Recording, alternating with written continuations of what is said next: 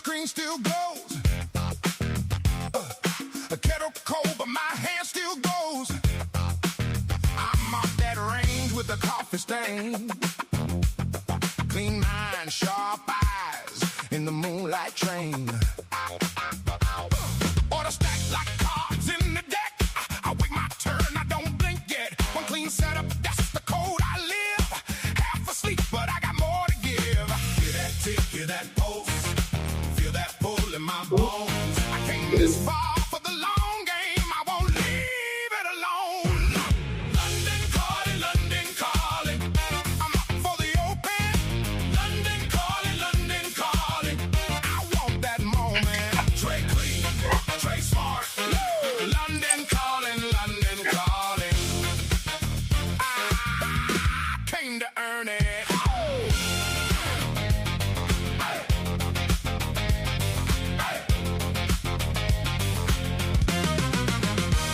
Dark outside, but my plan stays lit. No lucky break, got size up grit. Read that candle, read that spread. Take the compass, keep my head.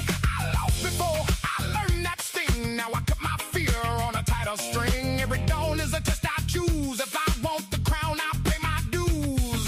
Hear that tick, hear that pulse. Feel that pull in my bones. I came this far for the long game. I won't leave it alone.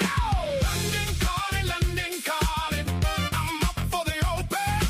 London calling, London calling. I want that moment. Trey clean, Trey smart. London calling, London calling. I came to earn it.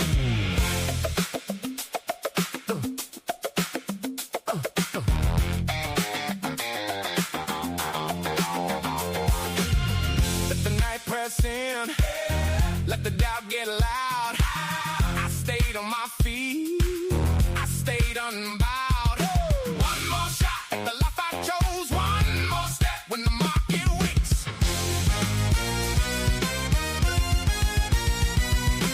London calling, London calling. I'm up for the open. London calling, London calling.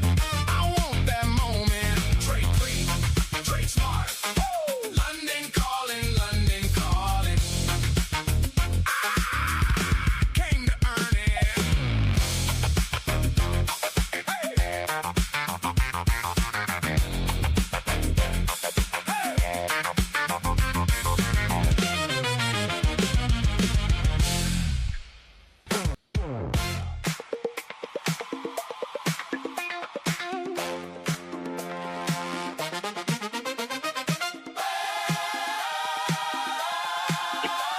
Come on. Come on, come on. Come on, huh. Hey. Come on.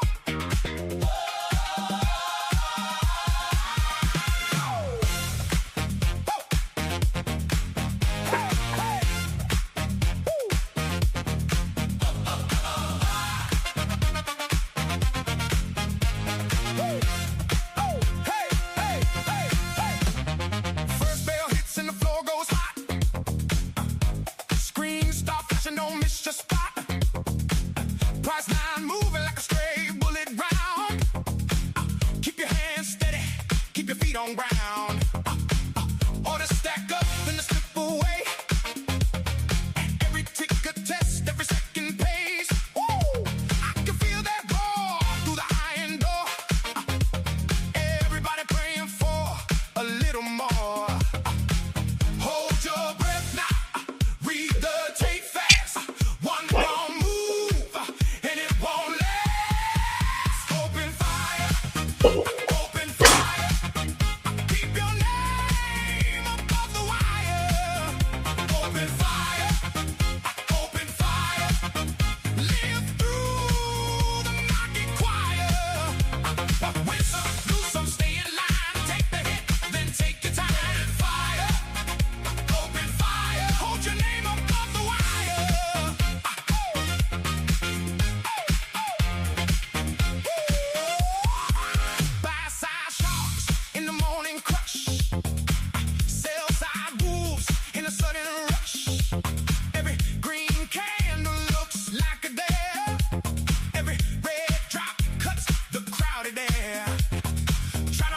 in the panic storm. Stay alive when the numbers swarm. Grip that plan like a steel front gate. One deep breath can change your fate. Hold your breath now. Read the tape fast. One wrong move and it won't last. Open fire. Open fire. Keep your name above the wire. Open fire. Open fire. Live through the market choir. Win some, lose some, stay in line. Take the hit, then take your time. Open fire. Open fire. Hold your name above the wire.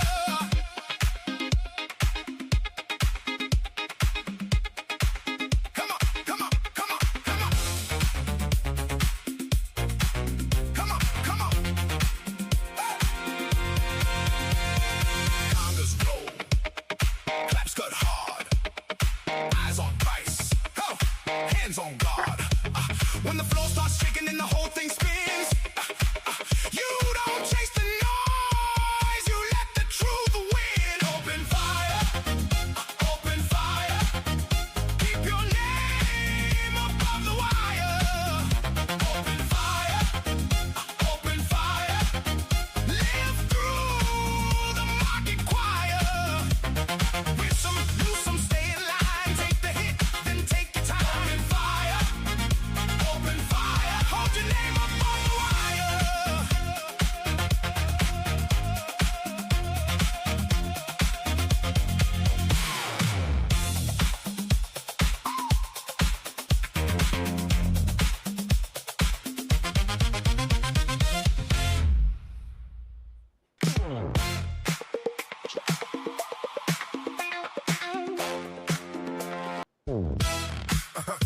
Step up, step up, step up.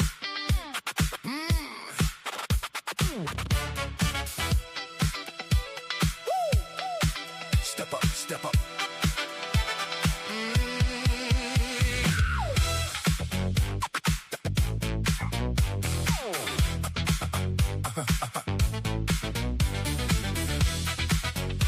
Step up, step up, step up.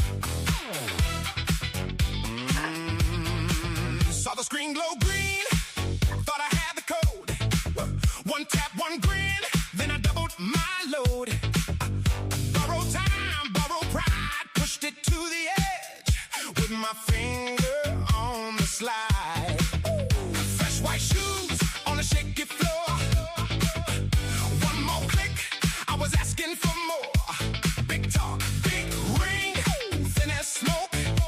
I was dancing with fire and I felt that choke. Heart in my throat, hand on the wheel. I kept saying maybe, like maybe it was real. One more swing, one more spin. The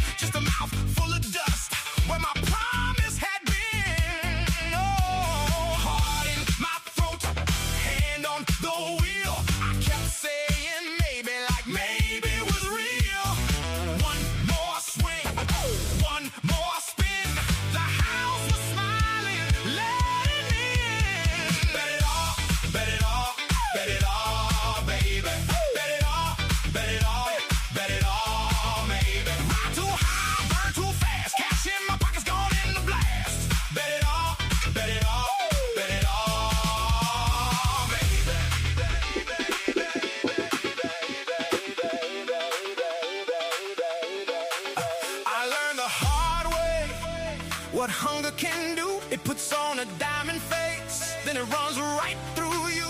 One step back, one breath in, a little less thunder, a little more skin. No more craving, no more show. I want my feet on the ground, where the real ones grow.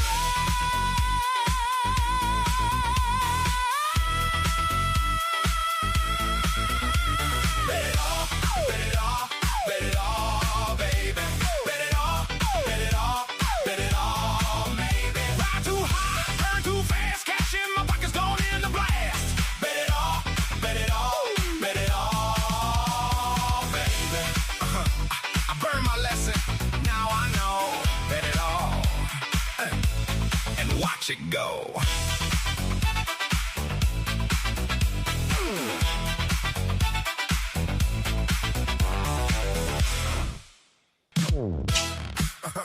Step up, step up, step up.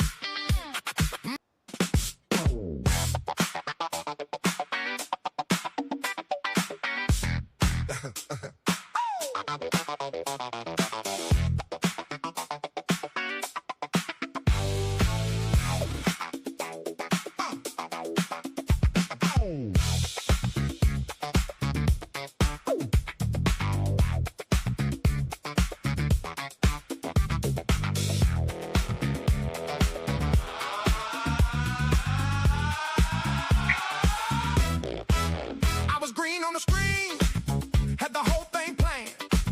Then the tape went wild, like a brick in my hand. It got kicked as it got ripped, right off the floor.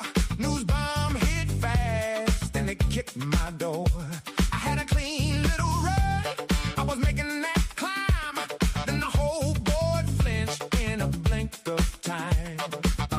Hold that line, don't go too soon. Black ink brain in the trading room. Take the lick, keep the frame, same old game. Stay in the game. Funky stop, take the blow, don't drop. Funky stop, ride it out, hold your spot. Funky stop, when the market shakes. Funky stop, stay till the turn breaks.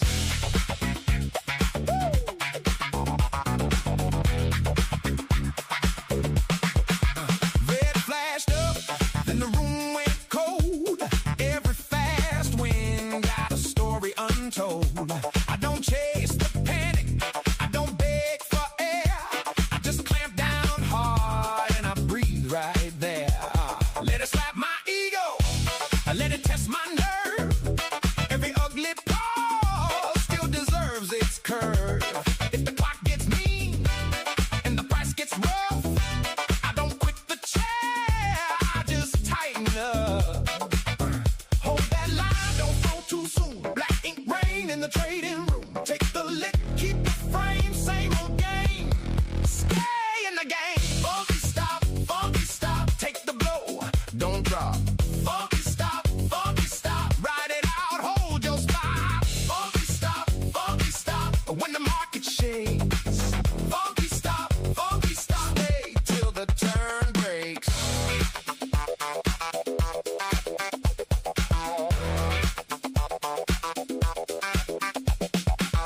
Maybe later it clears, maybe later it flows. Maybe the hard stop is the lesson that grows. I've been bruised before, still I came back mean. Nothing stays broke in this money machine. Funky stop, take the blow, don't drop. Funky stop, ride it out, hold your spot. Funky stop, when the market shakes. Funky stop, stay till the turn breaks. Take the blows, stay in the game. Take the blows, wait on the flame. Funky stop.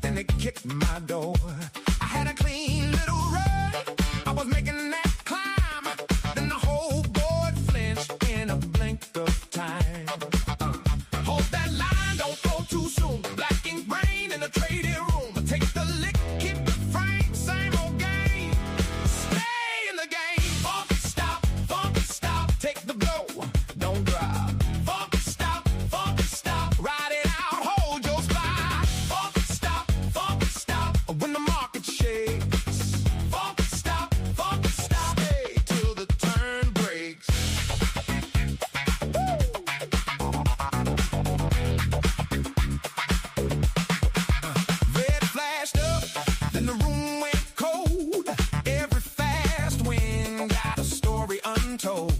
I don't chase the panic, I don't beg for air. I just clamp down hard and I breathe right there. Let it slap my ego, let it test my nerve. Every ugly pause still deserves its curve. If the clock gets mean and the price gets rough, I don't quit the chair, I just tighten up. Hold that line, don't throw too soon. Black ink rain in the trading room. Take the lick, keep the frame, same old game. Stay in the game. Funky stop, take the blow, don't drop. Funky stop, ride it out, hold your spot. Funky stop, when the market shakes.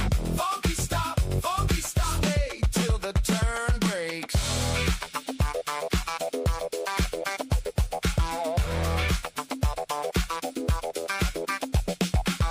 Maybe later it clears, maybe later it flows.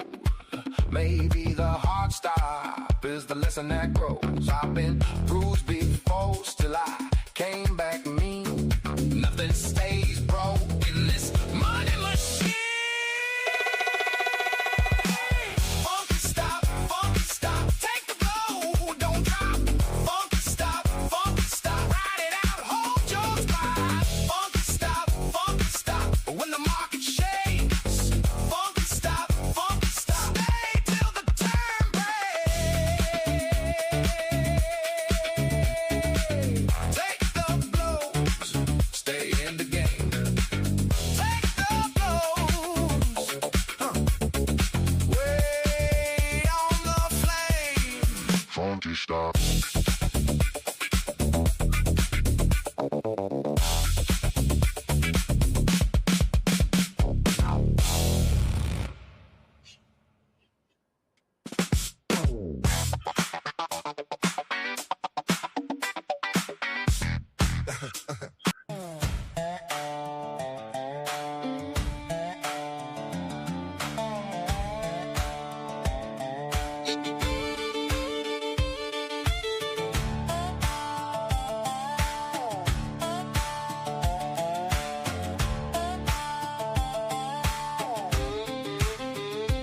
I'm away from the porch, dust on my Chevy tail. One suitcase, one good shirt, and a pocket full of mail. I learned to read the weather by the bend in the corn. Then I traded that river road for a train and a dome. Taller buildings, harder rise, cold cash, cold skies. I held my breath, I held my ground. Then I heard that city sound. Boots in New York, heart still small town. I bet on my name and I never back down. From dirt roads to gold floors, I found my way. Boots in New York, I'm still that boy today. Now I'm calling numbers fast while the ticker runs red. Learn the game by the minute with a pad and a thread. From soybean fields to big deals, I can read a room. Every rise, every fall feels like thunder in June. Taller buildings, harder rise, cold cash, cold skies. I held my breath, I held my ground. Then I heard that city sound. Boots in New York, heart still small town. I bet on my name and I never back down. From dirt roads to gold floors, I found my way. Boots in New York, I'm still that boy today.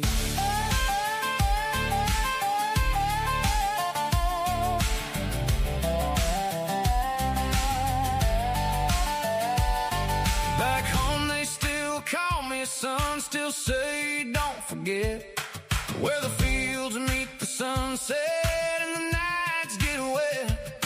So I keep one foot in the past, one on the floor. Every win I bring back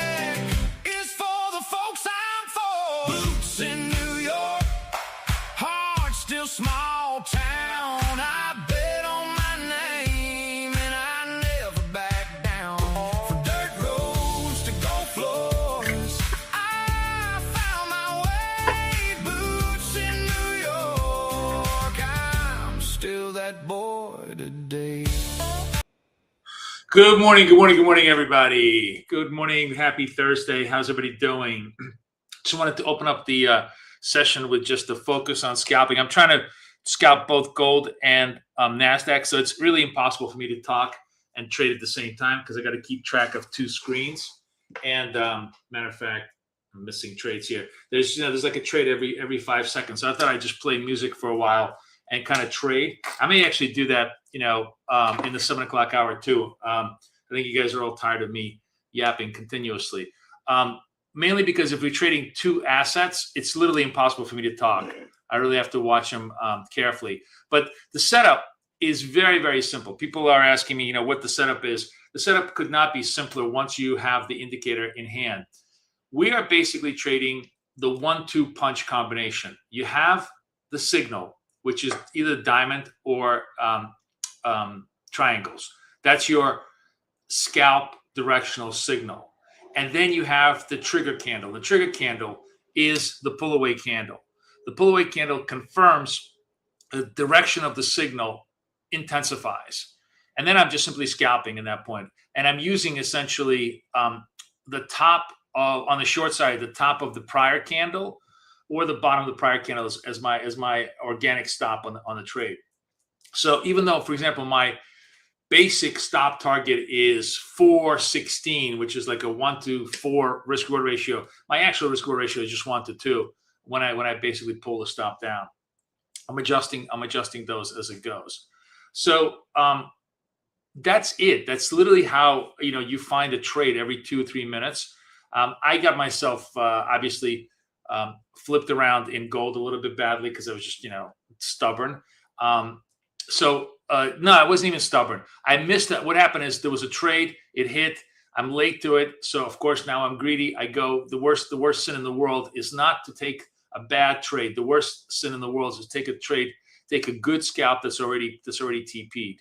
I think that's really the worst sin in the world to do, which is to take a scalp that's already TP'd, thinking you're going to get a second chance at a bite of an apple. You almost never do. It's almost always poison fruit to do that. So, that's exactly what I did. Then I got myself flipped around, which is why, the accuracy ratio declined because I basically did this. Now I have another signal right now over here, which we can probably do. See if I can get this down. Maybe not. This would be, if this doesn't work, it's a legitimate stop on this case. But let's see if it hits me. It was almost there. What happened here? A lot of volatility here. You know what? I'm going to take the scalp. I'm going to take the scratch on this one. We're just going to scratch that one because that kind of went sideways on me on a big spike out. But what I was going to say, that's sort of like, the cardinal mistake I made on gold, which is where I got, chopped around over here because the trade that I wanted was this trade. I should have been in here, but what I got instead was a trade over here. And that's always a bad thing. And then you get chopped around. Eventually, I reversed myself out properly over here. And that, all those trades flipped around and worked fine. Gold is a super, super easy instrument to trade these setups on. But the problem is that when you're rotating between gold and NASDAQ, your focus just, you really got to be zoned in. So that's the reason I was so quiet. I was enjoying the music. I'm figuring out there's a way. I just, while I was doing all of this, I figured out that there's a way for us to hack it and actually create a playlist. And we could just simply do like a 35 minute playlist. Now, the other thing that's really valuable is people are asking me, where are the rules? How do I do the rules? So you see that overlay where I keep a trade tracker on? Well, what I'm thinking about, because now I have the code, we can actually create an overlay of rules. You can say, if this, then this, a stop target on NASDAQ is this, stop target on GC is this, and kind of rotate those out so that you never have to ask me what my entries and exits are. It becomes very, very visual. Like you can, I can say, if red diamond, double green triangle, then sell red, neon red candle, right? You can just literally hieroglyph it like this. And then the sequence, the logical sequence of trade. And then you never have to ask me, and you can begin to understand exactly what I'm scalping all day long as a structure. So I think I'm actually going to be able to do that today, and I can probably we can beta test it tomorrow in Friday's trade. You like that? That's a great idea, DJ. Are you responding to the overlay, like the idea of like putting an overlay, and then I just simply then we just rotate the rules overlay with the trade counter overlay, and then nobody and nobody's lost because you can kind of see it. So yeah, just technology is a beautiful thing once you figure out how to use it well. But that's basically the story. That's the structure. Coaching is coming up this Saturday. So those of you guys who want to join me, please join me. Let me. I still don't have the link.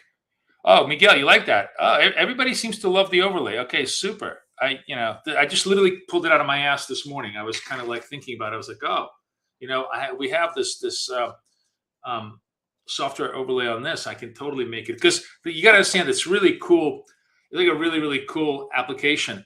I'm actually controlling all of this off my iPhone. Like I have AI made me like a little app where I can keep track of all the trades through my iPhone, and it instantaneously displays and streams out to you guys. So it keeps it a really, really instant thing. But I can also basically, same technology, just flip it around and say, give me rules panel. And it will just do like a rules panel right on the overlay and then flip back. So yeah, it's really cool. Software is amazing once you start using it. So I was gonna say, so that's pretty much it. But I was gonna say, coaching coming up this Saturday. We have a really, really good strategy that we developed last week. Essentially, I guess what we call it, it would be a divergence strategy. It's an RSI divergence strategy that was amazingly effective on FX. I really didn't test it much on it's a sort of a 1 hour type of structure strategy. I didn't really test it much on NQ or anything else, so we'll try and do that.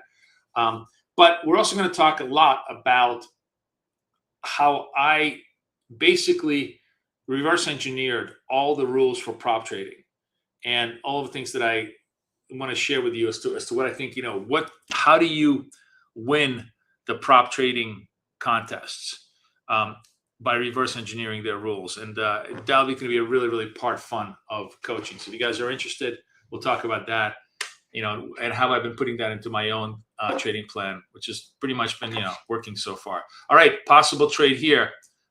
There's a green arrow over here.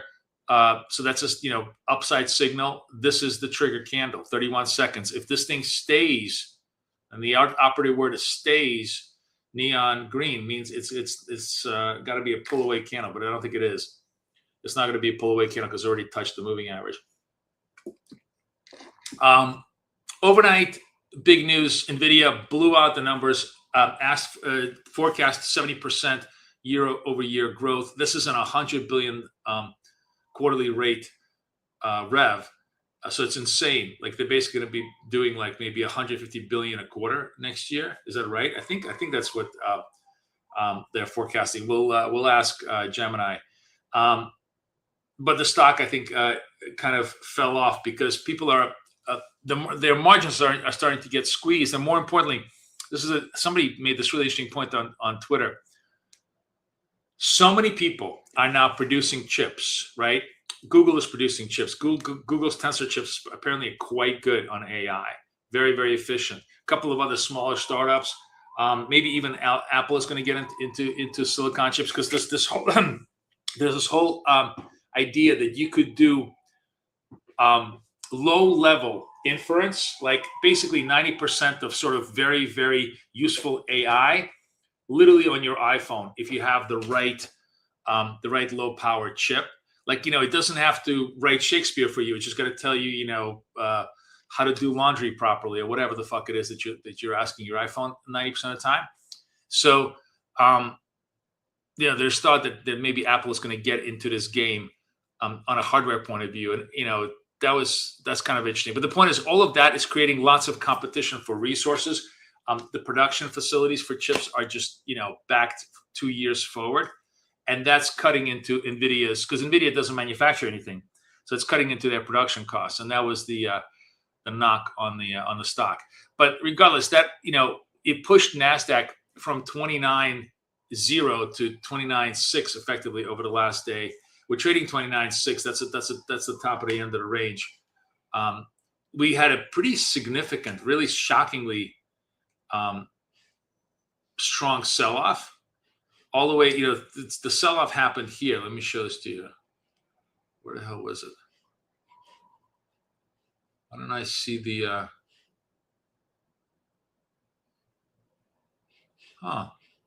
so this is London lows, Tokyo lows. Here it is. It's hard to see. I got to make this a different line. So Tokyo lows were like, we went from 600 to 400, basically a 200-point sell-off, very, very steep in Tokyo. And then as London came back online, they just took it right back up to, to Tokyo highs, London highs. By the way, notice how they took it to Tokyo highs, London highs, pretty much matching each other, double topped it, and now bringing it down back to VWAP. I mean, I talk about this all the time, but it's amazing how consistent it is to trade those session levels. So not much going on here. Shit, I missed the trade in gold. Nothing much going on. Otherwise, we don't have any news. Jackson Hole comes in tomorrow. That might be an interesting trade. But we're sort of 29.5, 29.4. That's the baseline for NAS. Gold also had run into 4,700, then came right back down, but also nothing serious, just down to the 46.5. Bottom line is everybody is relatively stationary. The only thing that's negative is that fucking oil is back up to 82. It had this hope that it was going to come down to below 80, but they're holding bid, and that's just the pimple on Nasdaq's ass at this point, because that's what's keeping everything bid. Look at the 10-year 465, 467 can't break the 4.6 level. The 30-year basically at 520. Like, all of this stuff is just not supportive. This comes down to 5. This comes down to 4, 5. This comes down to 75. It's a $30,000 market, but we're just not there. Oh, I got gold. Hang on a second. Gold has a sell, so I think I'm going to do a sell. Nah, this.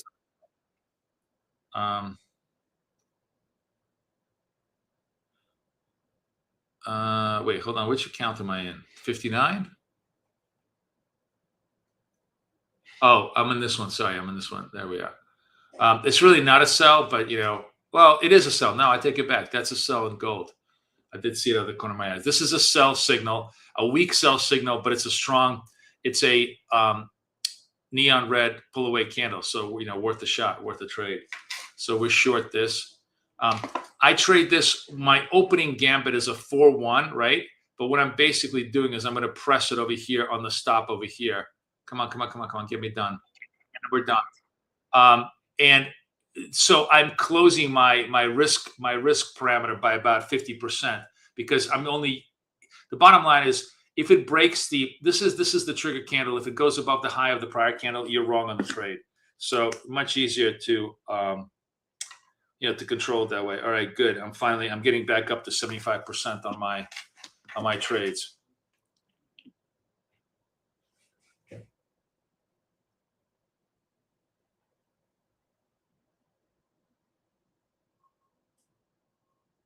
You caught that sell-off, Cuba? Good for you. Tube making is all about reduction of waste. Yeah, every run is only, there's like about 70% usable.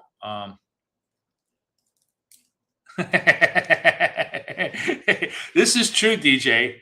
This is very true. This is probably the truest thing anybody said in the stream. I think this is very true. Absolutely. No arguments from me, my friend. All right, let's go look to MNQs. Let's see what we're doing here. Nothing over here. There was a trade here too. Again, you see how difficult it is to. This is really entertainment trading. I'll be honest with you guys.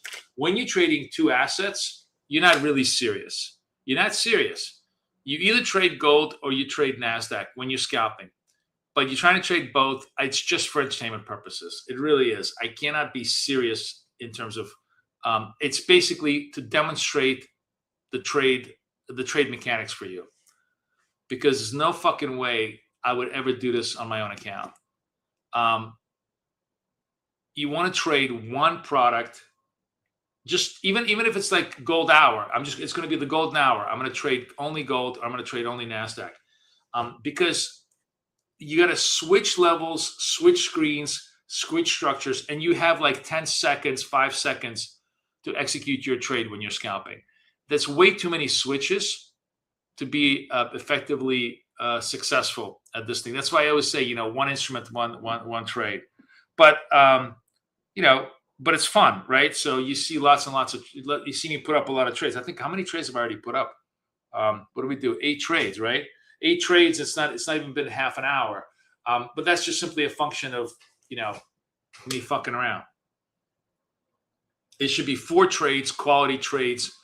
It'd be better to have 4-0 than obviously 6-2, right?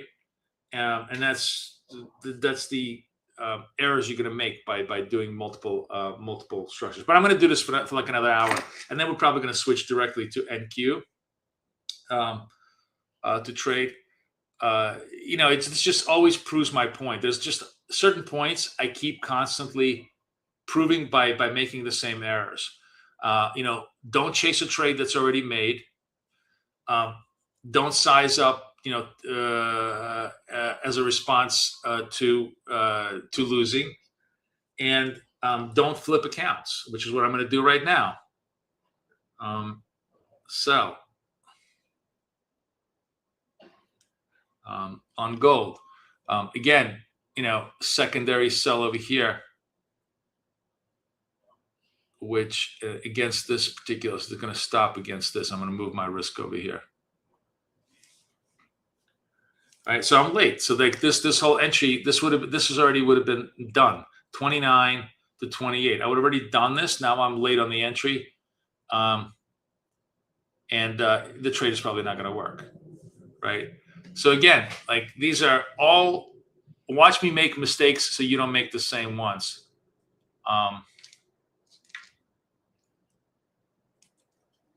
My only saving grace is I'm trading small, but it doesn't matter. There's no glory in trading small if you're trading wrong.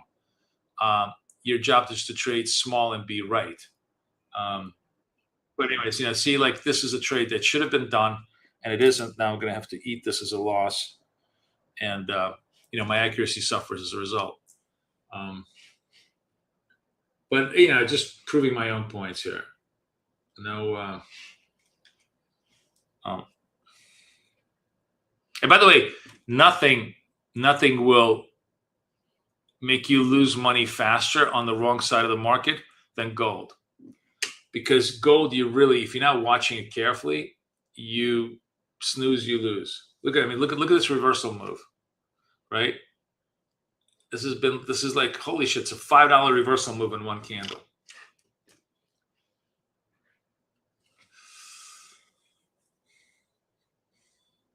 It's like riding a Bronco.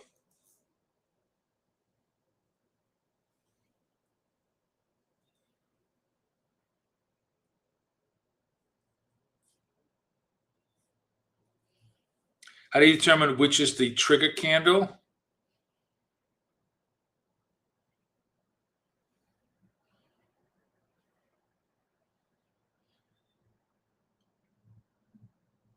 Yeah, we trade every day, AKS.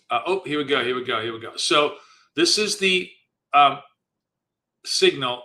The trigger candle is always neon, right? So we're going to trade gold now.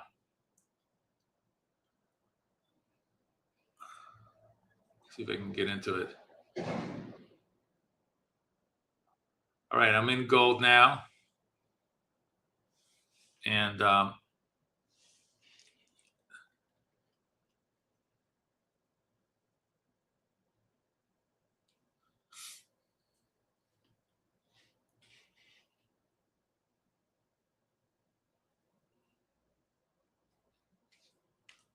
see if I can get into this trade.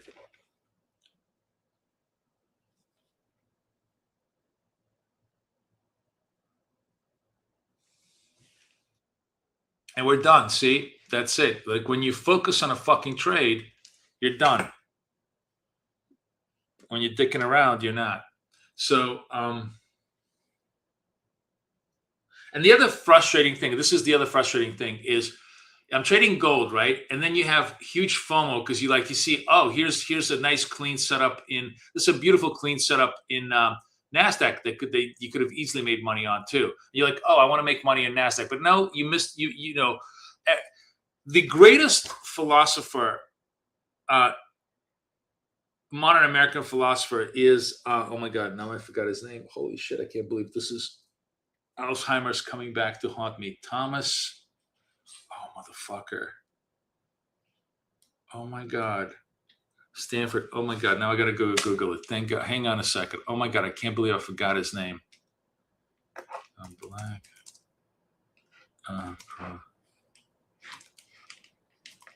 Professor Thomas, Stanford University. Let's see if Thomas Sowell. Jesus Christ. I can't believe it. So Thomas Sowell, probably the greatest philosopher of modern American life, said the truest thing I've ever heard in my life. He said, there is no such thing as solutions. There's only trade-offs, right? And we always want solutions. So I want to win in gold. I want to win in NASDAQ. No, this is like success is all about understanding where the trade-offs are. So you trade one or you trade the other. You can't trade them both. Because you just don't have the bandwidth to trade them both. So as a perfect example of this. Anyways, gold is done. But I think, I think I'm going to be done with gold. I think we're going to just simply focus on NAS and look for those trades. The other problem is FOMO, in a sense of like, you could be in NASDAQ now for the next 20 minutes, no signals. And you're like, oh, fuck, there's no signals. Let me go take a look at gold. That's another path to self-destruction. And there's just all these little passageways that have nothing to do with the strategy that are there to basically take you off task. Sorry, guys. Oh, God. And that happens all the time. All the time. Like 90% of the errors you're making have zero to do with trading and everything to do with all the other shit that's going on around you. And I'm just going to try to point out as many of them as possible.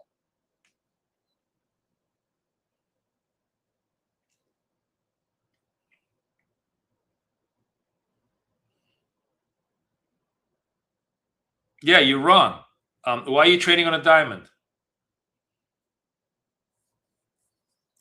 Why are you trading on a diamond? The diamond is not the trade. The diamond is the setup. The red neon candle is the trade. Now, occasionally you're going to get a diamond red neon candle. You could probably take that trade, right? You could take this trade, diamond red neon candle. But this is not the trade.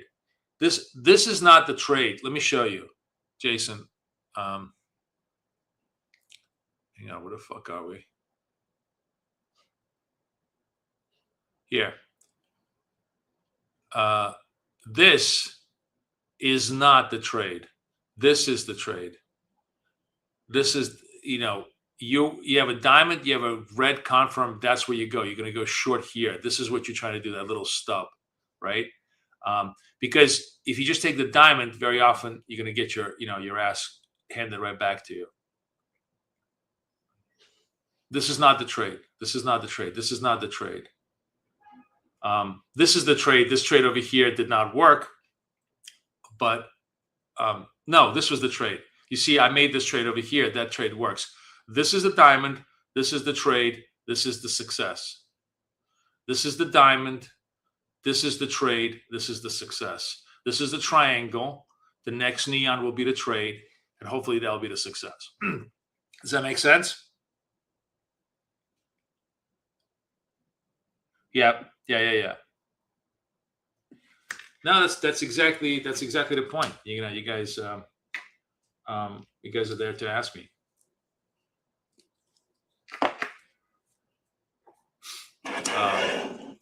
All right, let's see how it plays out here.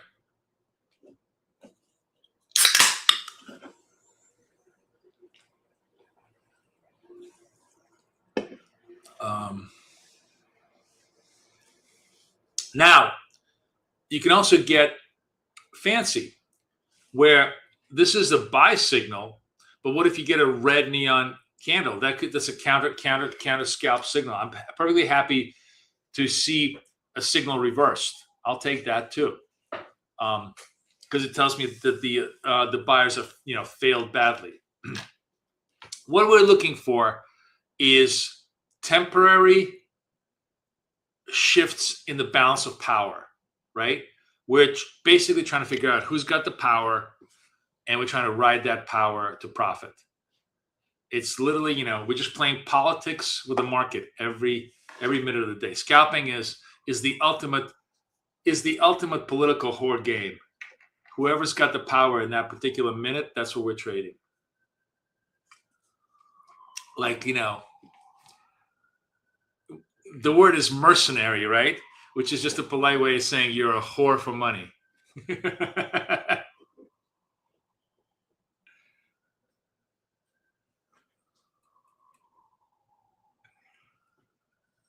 Right.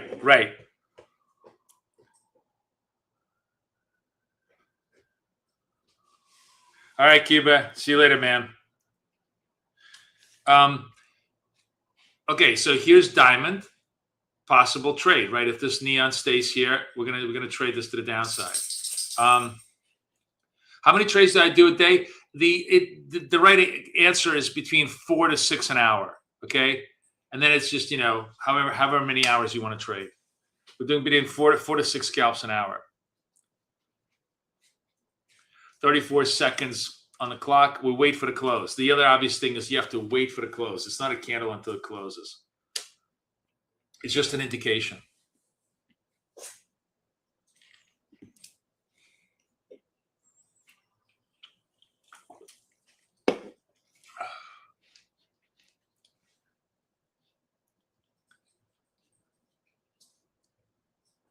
All right, we're going to sell market. In this trade, we are going to be just basically behind the high of this candle. If this candle gets reversed, we're wrong. So we're just going to see if we can ride this down.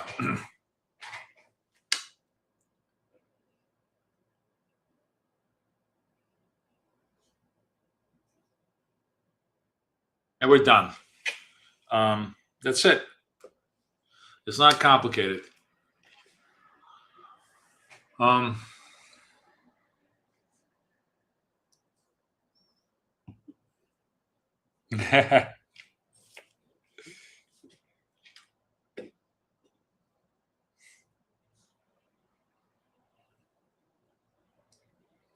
Four to 6 trades an hour too big?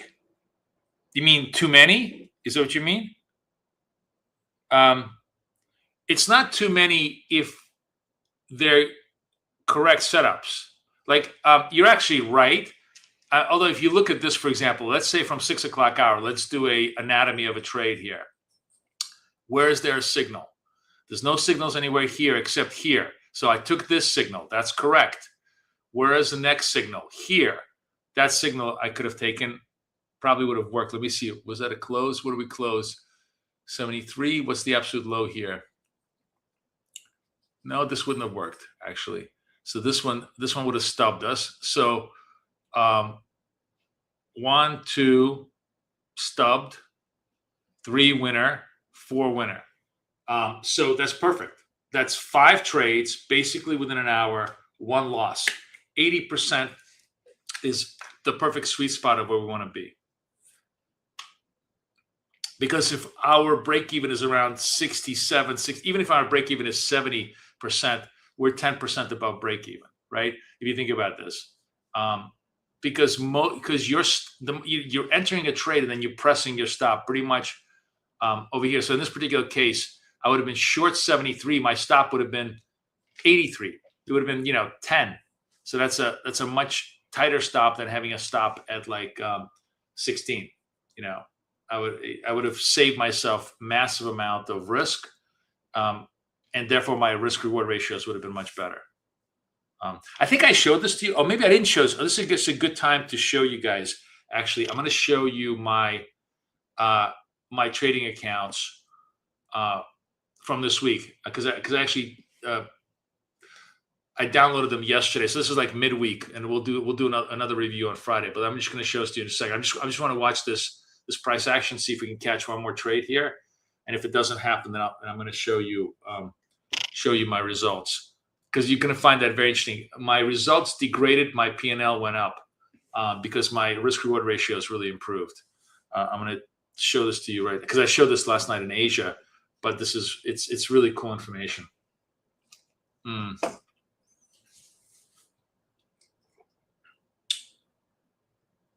All right, just chilling, waiting for this. And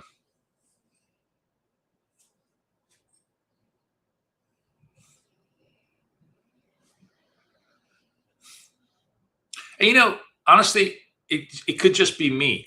I am very, like, Kathy is super good at she can literally do 5 different things at once, right? She's an incredible multitasker. I am a serial. Like, I need to do one task at a time. So, like, Kay probably could trade to it. Like, Kay sometimes trades, 7 pairs in a matter of an hour. That drives me insane. So, like, I don't want to make this point that, like, oh, you should never trade gold and NASDAQ together. If you have a serial personality where you're sort of monochromatic in your task orientation, where you got to go from one task to the next, you definitely don't need to do it. It's the honest description is that this is a terrible, terrible setup for my personality to be able to trade both gold and NASDAQ. There are guys. I know guys. Not my friend Austin, but oh my God, I forgot his name too. A couple of guys I know that trade like NASDAQ and YM and ES all together, which would drive me insane. All right, I'm keeping my eye on this signal here. Diamond breakout, looking for this thing to give me a trade here, but it's got to stay. It's got to stay neon.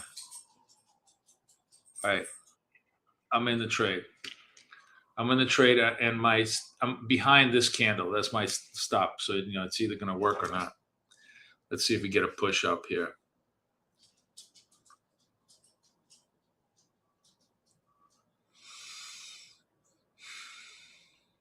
604.75 is my target.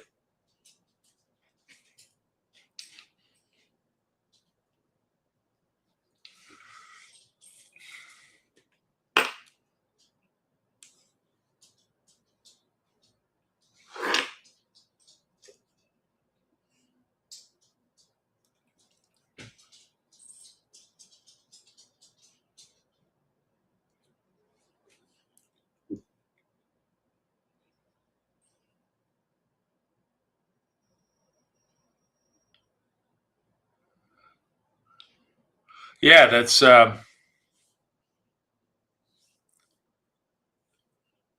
I don't copy trade. Matter of fact, part of our philosophy is, and you'll see this much more in the New York hour when I'm going to do a lot more of this, is we actually rotate. We take a trade, we rotate to the next account. We have like 10 accounts that we run, and we rotate it. And there's a million reasons why that's a superior strategy. But really, the most important reason, I'll skip the mathematics for now, but I'll talk about this a little bit later. Mathematically, it lowers your risk by square root of the number of accounts you trade.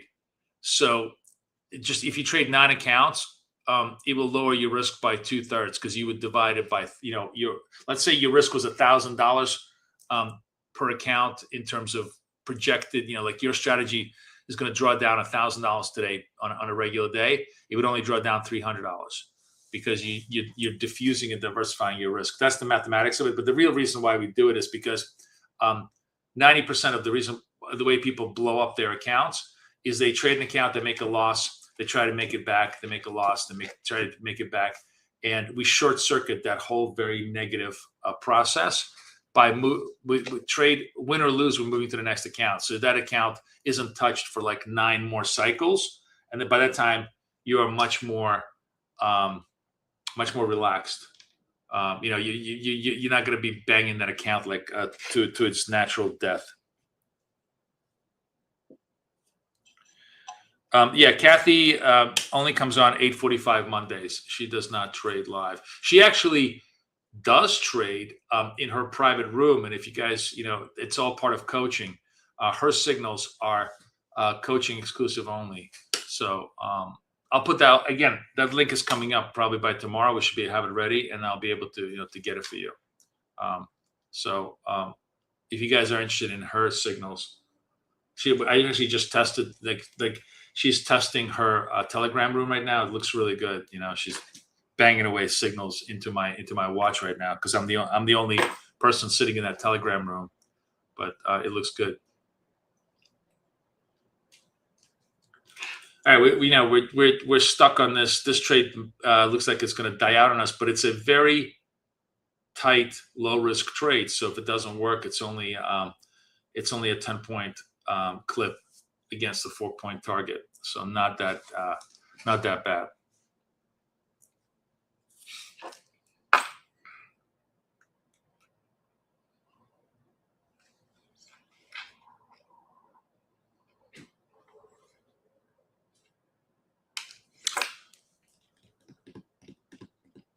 This is a proprietary indicator that I'm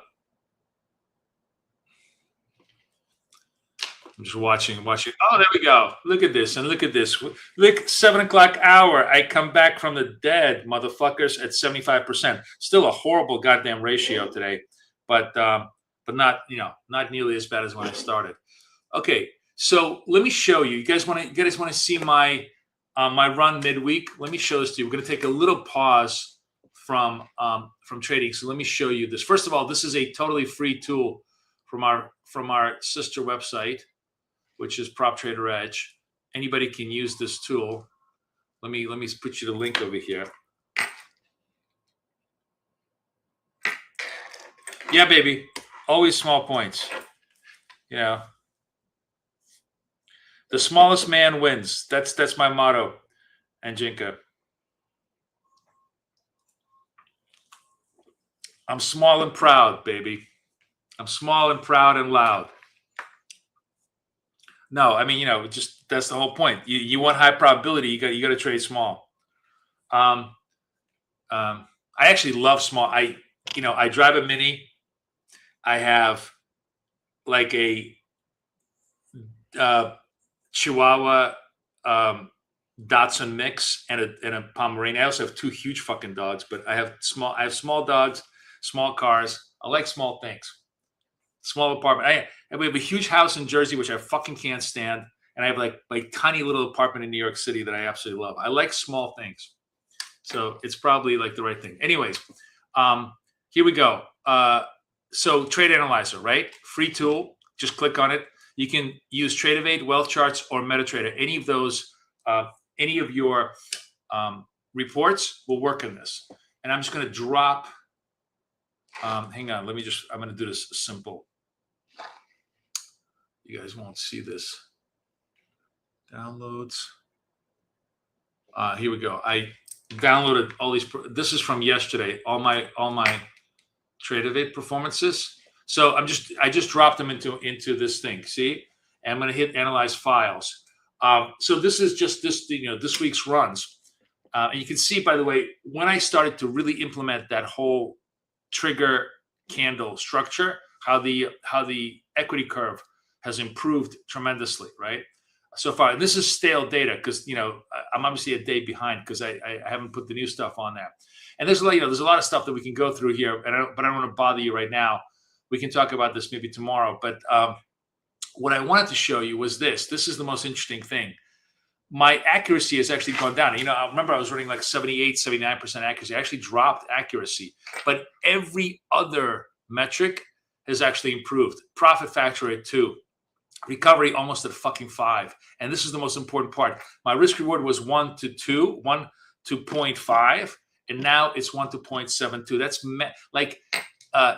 if you can go parity at 70, you're just basically guaranteed to mint money. You're never going to get parity at 70, meaning 1-to-1 risk reward at 70% accuracy. But to get it up to 0.72, that means I'm only losing 72 cents. Excuse me, I'm winning 72 cents for every dollar that I lose. It's a really good ratio, because before I was only winning like 51 cents for every dollar that I lose on a high win rate. So these metrics were very, very interesting for me, and I, we'll keep a track on it, but you can see how all of that plays out on the long run as a positive positive structure.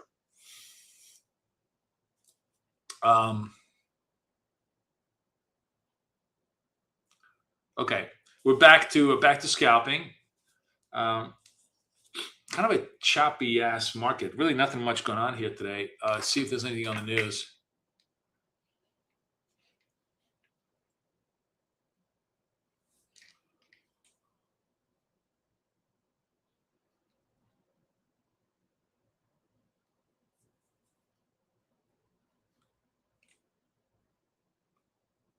No.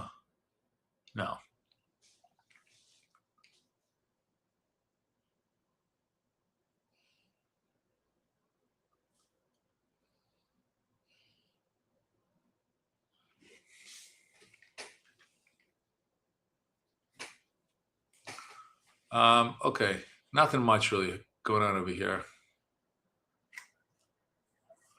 This is, very choppy price action. By the way, pretty toxic for our structure, because as you can see, there's very little continuity. We're, our whole job is to trade continuity, and we, when we don't have any type of continuity, which means extended expansion, we don't really have good trades. The whole essence of the neon candles is that they're very often the precursor to continuity. So like we actually have a trade right now, 32 seconds. If this thing stays, we're going to go long again. We're going to try and trade this structure right now.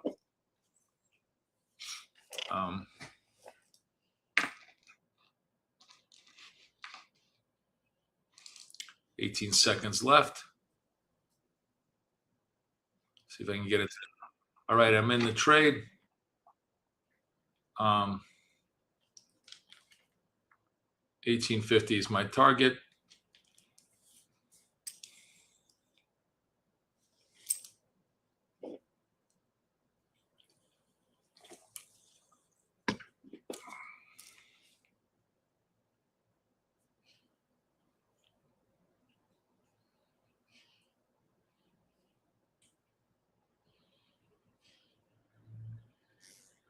Oh, I didn't see that. Richard, where'd you see that news? CIA boss saved UK from getting bombed.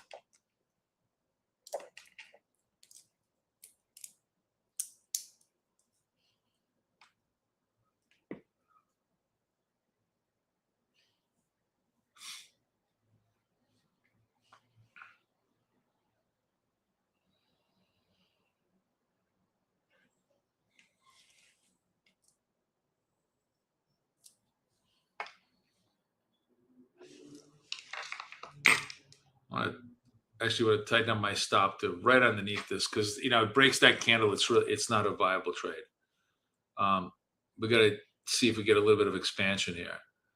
Now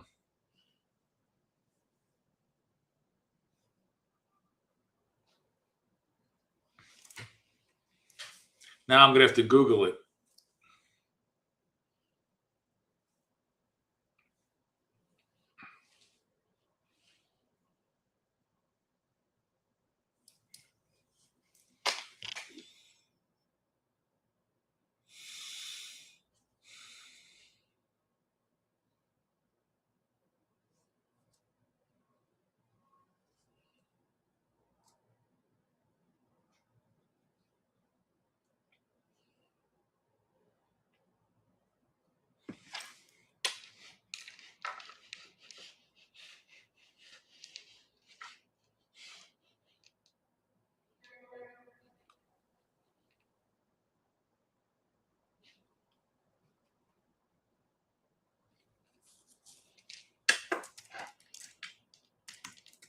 I'm Googling it.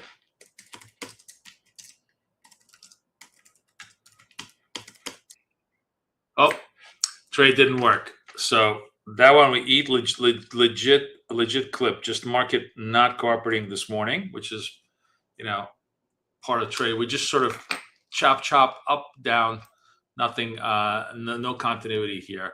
But that was, you know, legit clip. So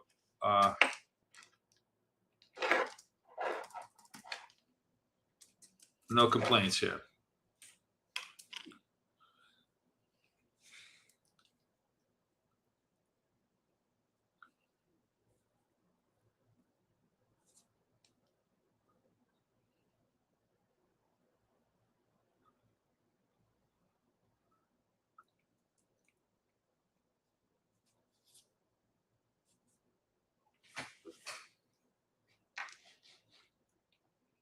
Oh, there's like more than one plot, but nothing recent, Richard. There's only one, you know, 206, 202.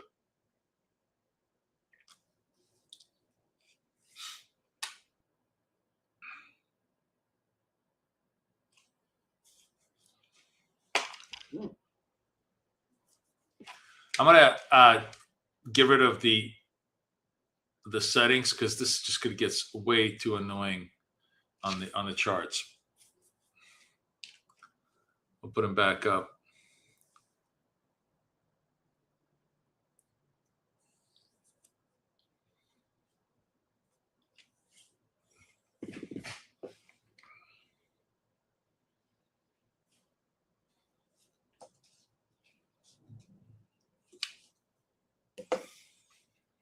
We're trading for our friends at Funded Futures or Funded Next, which have both futures and CFDs.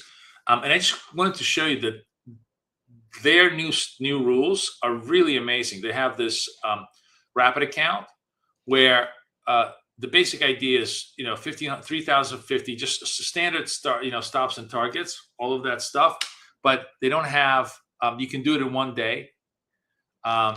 You have decent, you know, sizing. We never use any of these huge sizes, anyways, on the accounts. But more importantly, like there is no on the funded side. You go to the funded side. There is no consistency rules, right? Which is just incredible. You basically can, you know, if you do, you can get funded in one day, and then you have to get above the levels. But like the point being is that you're not running through hoops, trying to convince them that, oh, you know, I have to trade 5 days to achieve my target. You could do one trade and achieve your target if you wanted to. So it's a really, I love the loosening of their tools. Funded Next, just make sure you use our discount BT Edge. You'll get the highest discount possible. So I just wanted to show that to you guys for now.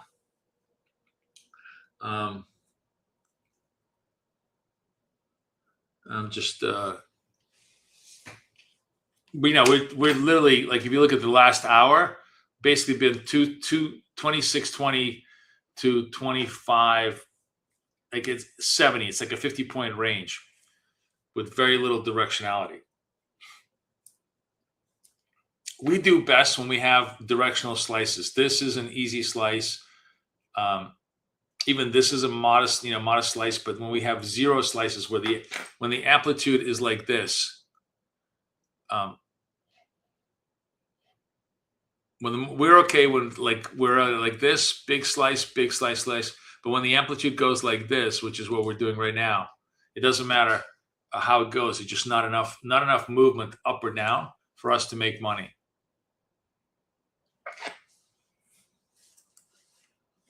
We can make money in this environment where it's like this, it's the easiest environment for us to make money. We can make money in this environment. Where we can't make money is in this environment that goes like this. That's the hard part, because we just don't have enough room up or down, for continuity. And that's really what we're trading.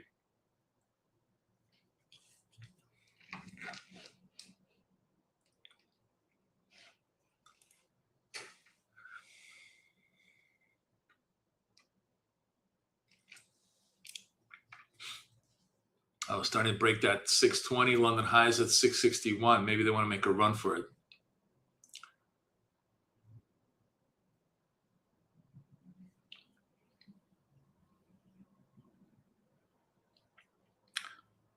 My setting is day trading. Yes, correct. Day trading for both. I just have both signals. Not just triangles. I have triangles and diamonds. Just day trading both. Okay, here, if we finally getting that breakout candle, let's see if we can get some continuity behind it.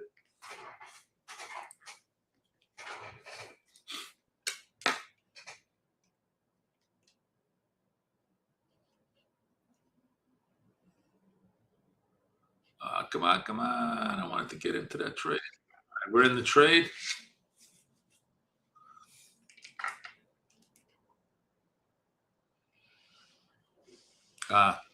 Sorry.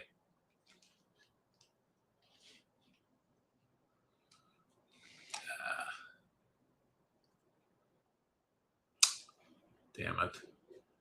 Nope.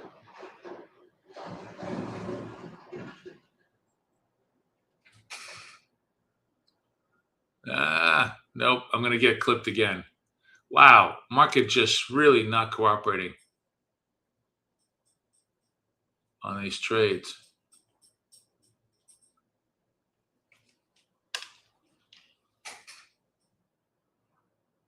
Wonder if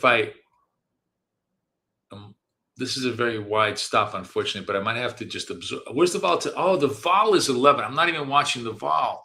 The vol is 11. I do have to expand my stops. I was still thinking we're like in the 7-8 vol. I wasn't looking at the ATRs.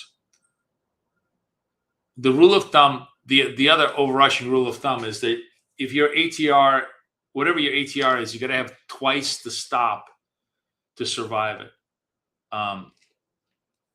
And I've been trading with an under 10 ATR, so I really wasn't paying attention. And I was like, why am I getting stopped out on every freaking retrace? Because that's exactly what's happening.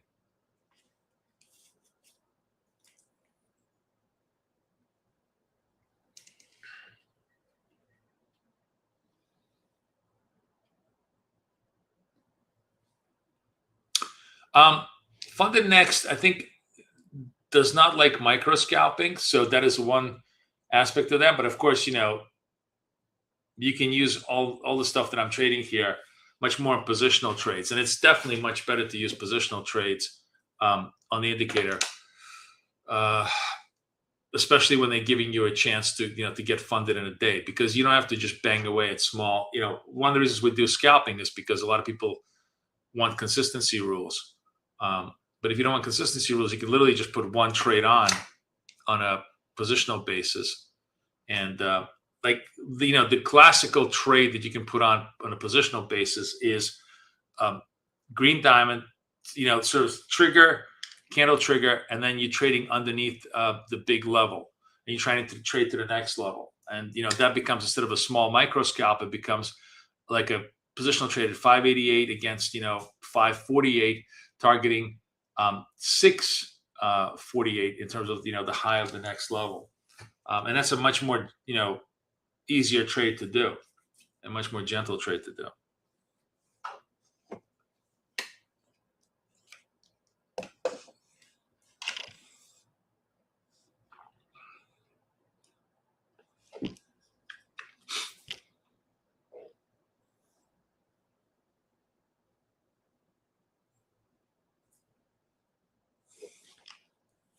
Price action is just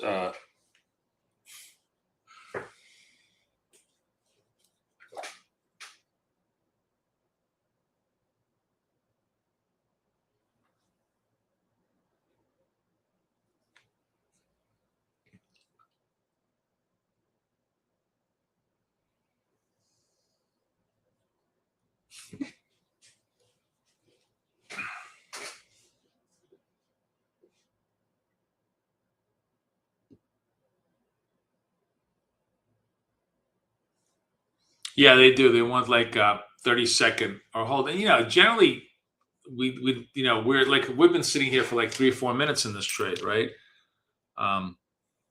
So it's not like we're going to be grossly above this, but that's also not, I want to resolve mine within a minute or two. Usually our trades should resolve within a minute or two.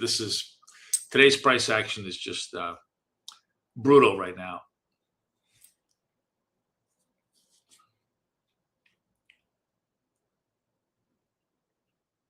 Ah, I'm eating another stop. Legit, but getting killed.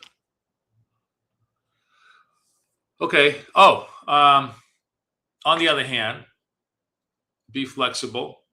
This is a buy signal that just completely got reversed, right? So I'm going to go the other way. Um,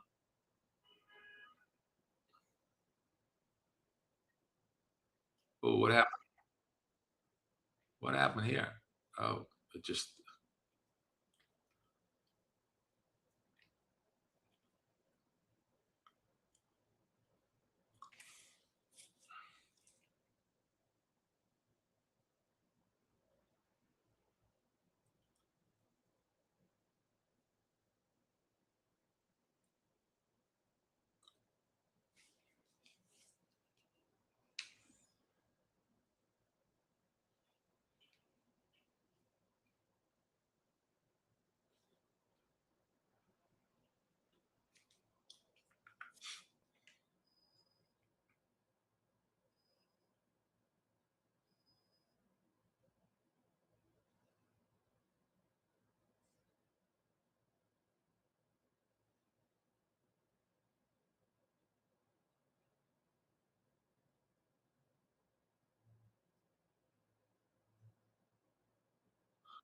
Right. You see, and that trade does work.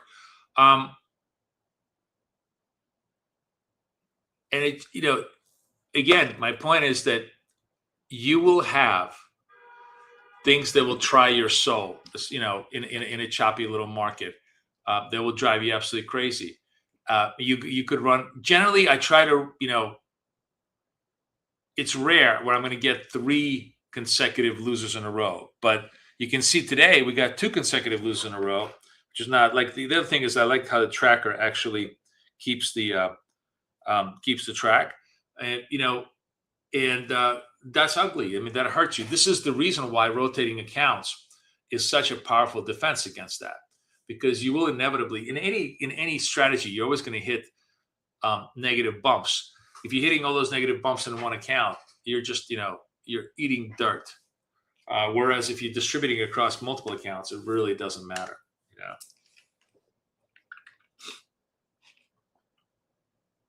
Because even if you're like 80% accurate, you will go through stretches like this where you're barely 65% accurate. That's just actually the very essence of statistics. Because because you're 80% accurate doesn't mean every 8 out of 10 trades you're going to win. What it means is there'll be stretches where only 6 out of 10 trades are going to be winners, and there'll be stretches where like 9.5, 10 trades out of 10 trades will be winners. We all love those positive stretches, but you're going to get negative stretches, and it's the combination of the two that creates that blended result. So you have to just be mindful, and the only way to avoid the intensity of all those negative stretches is to distribute them across multiple accounts. That's literally, like, visually and mathematically what we're doing. It's not that you're going to get stabbed a lot, but you're just trying to get stabbed once in the arm, and then stick the other guy, have the other guy get stabbed. It's a terrible analogy, but you know what I mean.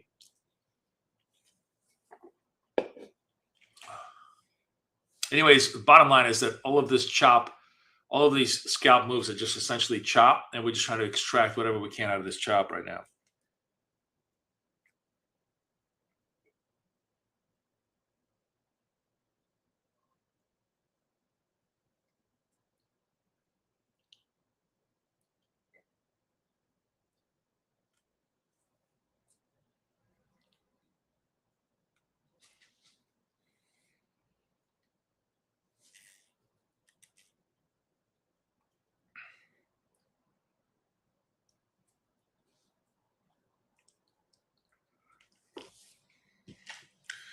In my tell, the answer to that is accuracy, right? You try to win with accuracy, and also my stops are not, my actual stops are much smaller than they appear because I contract them as the trade takes place, right?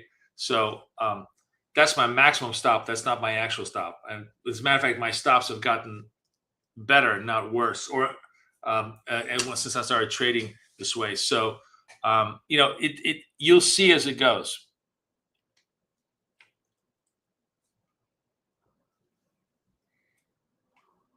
All right, now we have another starting to accelerate a little bit to the downside. Soft sell signal into a neon trade. Let's see if we can get in here. All right, I'm in the trade. Let's see if this is going to play for us. So again, my stop's going to be like right above here. I'm going to compress it down.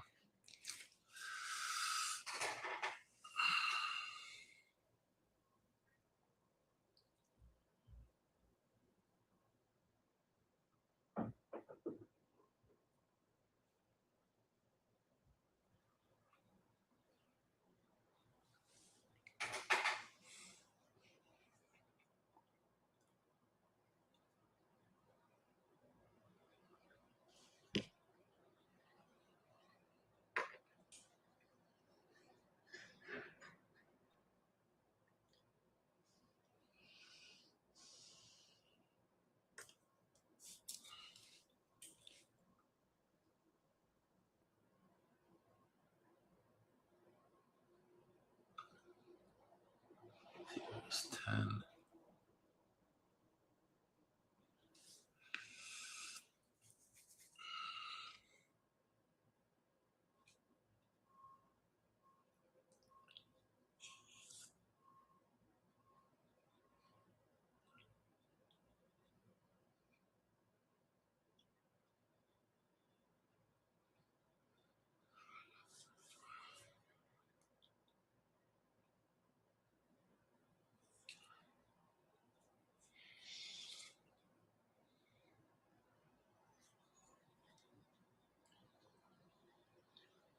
Oh, the other thing I was going to say to you, as I'm watching this endless chop here take me out.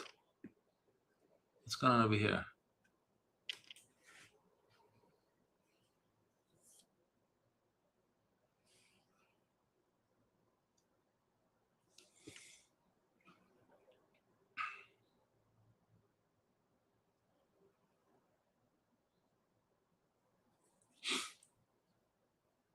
Wow, it's just like, when we were trading, when we had the right environment, generally, in like a really good environment, we like, remember on Monday, Tuesday, when I was trading, we had like 5-6 winning streaks. As I'm looking at this thing, we barely have 3 winning streaks. Like it looks like a gap tooth market right now. It's basically 2 trades up, 1 trade down kind of a market. So interesting. Like, I actually love having the tracker here. It tells me how difficult the market is right now. Fortunately, this one works. I forgot. Did the other one? No, the other one did work. Yeah, we recorded that one. Okay, so that's another win. So okay, so this one adds to the win pile. But man, it is literally like pulling teeth today. What I mean by the gap tooth is, you look at the overlay, you see in a good day we should have 5 greens in a row. We haven't had 4.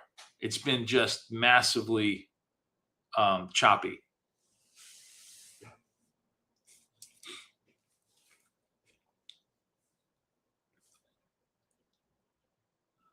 But it finally resolved.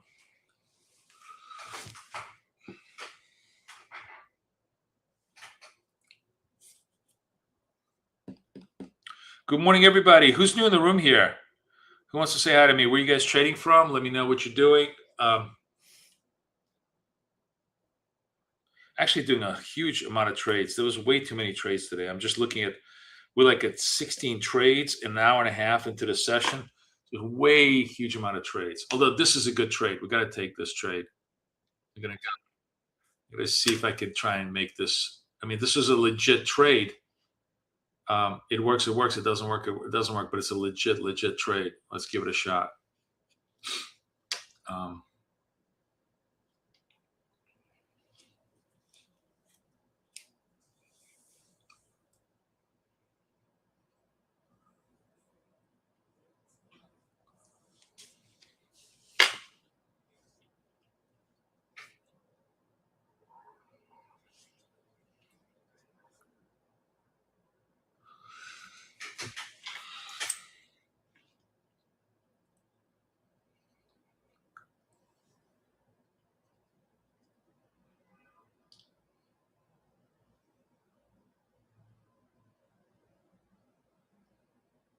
Ah, nice to El Retiro. Does that mean it's a retirement community?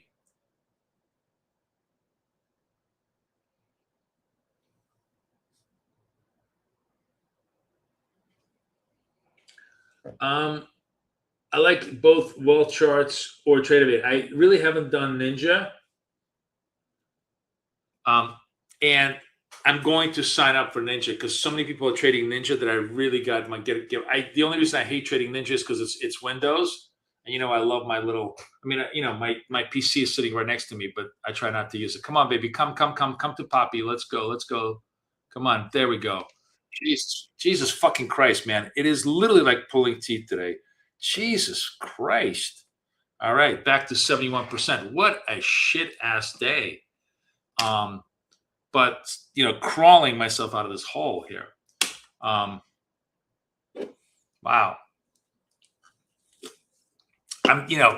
It's just a price action. I mean, just me. You hear me bitching. It's just a price action. We are finally starting to develop a little bit of direct. See, like this was like pulling teeth, but every trade was successful. Why was every trade successful? Because it was directionally angular. You see how we started developing nice angular direction here? It just took forever to fucking develop that angular direction. And the point is that the red neon candles will now we finally starting to really, accelerate the directionality. These candles will telegraph the direction for you. You can literally see it. Like as hard as annoying as this was to trade these moves, they were pulling you in the right direction, right? You see that?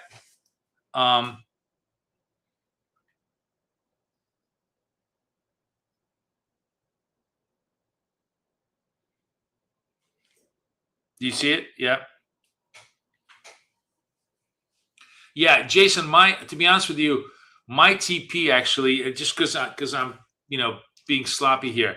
The TP now, like we're basically the way we should really run this, right? If its ATR is 10 or below, like 10 or below, should be about 4, it's 416, and then you basically bring it down to like around -10, -11 on the stops, right?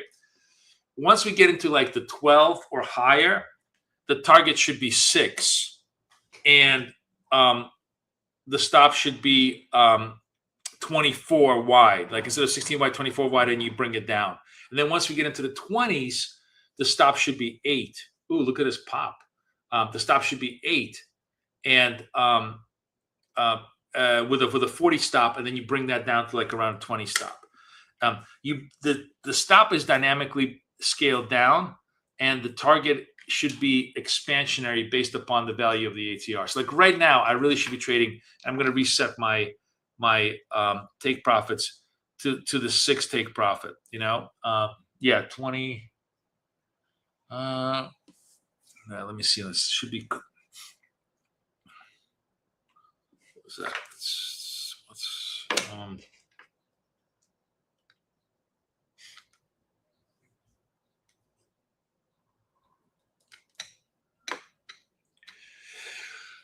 Excuse me. Oh. Oh, sorry, guys. Allergies galore.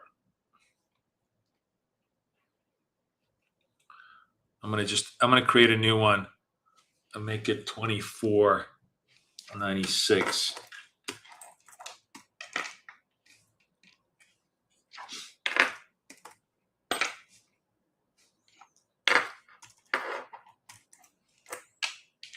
Okay.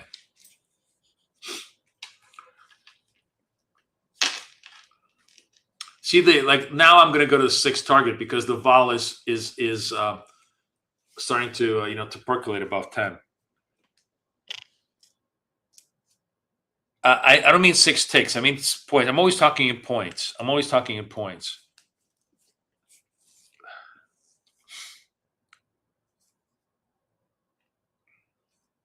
Wow, it's beautiful. It sounds great, man. Gonna have to Google it now. I'm always talking in points to make it easy for everybody, but obviously I'm setting stops and targets and ticks, on the platforms, right? Who was asking me?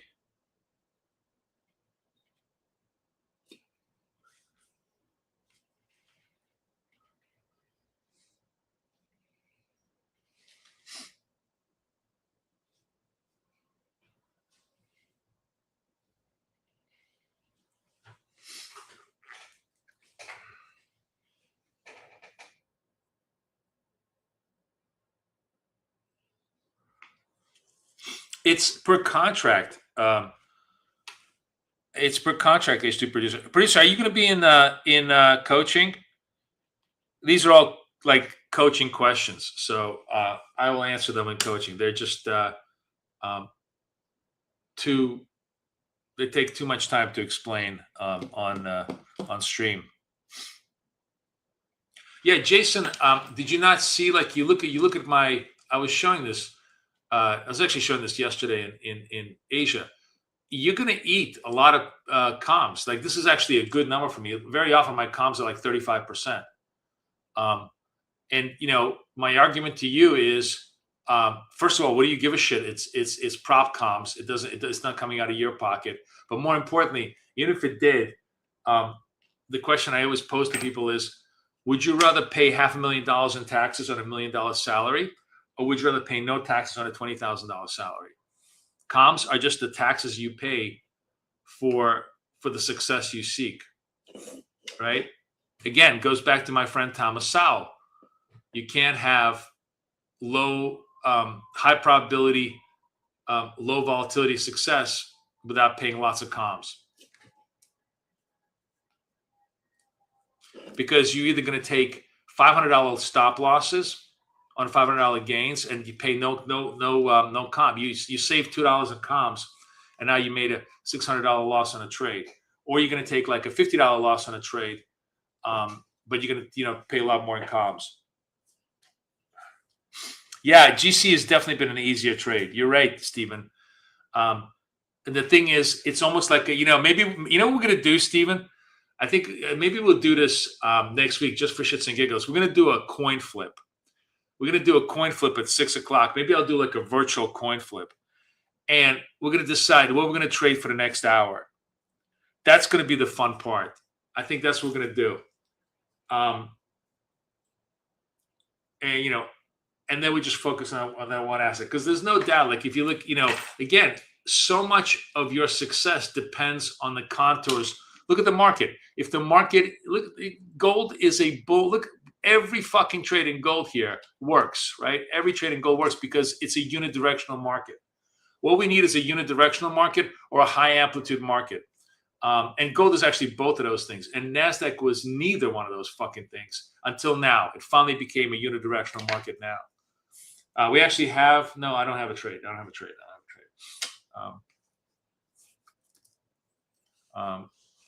I suppose I could extract a trade out of this thing because this is a failure of the reversal signal here. Should we take this trade?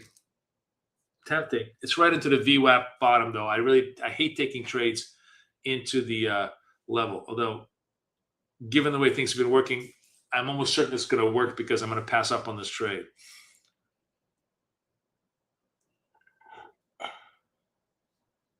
Yeah, no, that's it's a given. It's implied. I always make that point, Jason. You see my numbers. You see, this is actually a good week. Usually I'm at 35% commission. Pass the prop is no longer in play. It's been folded into coaching. So it's coaching is the new pass the prop, Matthew.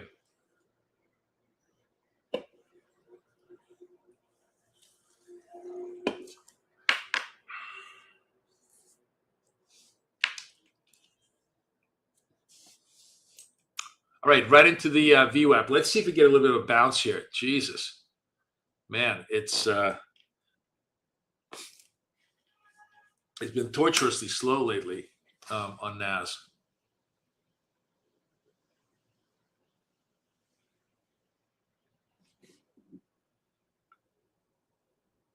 You've been trading gold, Stephen? Oh, hey, sorry, there was a gentleman from Kansas. I totally ignored you because we just got off topic. Who's the gentleman from Kansas? Oh, Jeffrey. You're from Kansas. Flattest place in the world.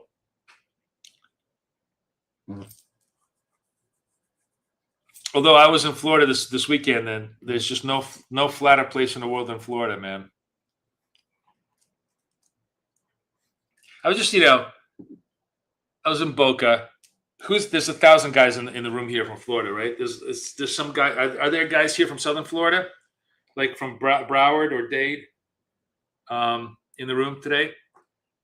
So I'm driving like 6:30 in the morning down Glades, and just thinking, if you're like, you need to be familiar with Florida. You need to be familiar, especially with Southern Florida. But like Glades Road is an 8-lane road. It's basically just the central road in this town called Boca Raton, which is nothing special. It's just a town in Southern Florida, nice upper middle class town, so nothing special about it.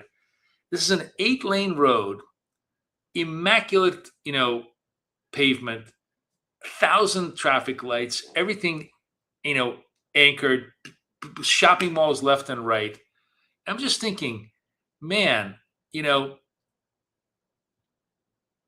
you can't, like, if you live anywhere else in the world, you just can't appreciate at how great this country is. Like, it's just this stupid, obvious thing that we all take for granted at how much infrastructure, how clean, how perfectly ordered, how organized everything is in this country. And there are thousands of highways across the world. There isn't a highway in all of Africa, like a major highway in all of Africa, that's half as good as just a basic road in Florida. We really take this country for granted. Anyways, that was my patriotic moment when I was driving down Glades Road. The OLED discount is Edge. All the discounts are Edge or PT Edge. CRM could, but like it's really NVIDIA that's kind of driving everything. And honestly, nothing is really driving. As you can see, whatever news has been there, it's already been just absorbed. I think what's really, driving the market nuts is that yields are not cooperating. We're at 18, we're at 6.7. We're not really dropping lower, and fucking oil is back up above 82.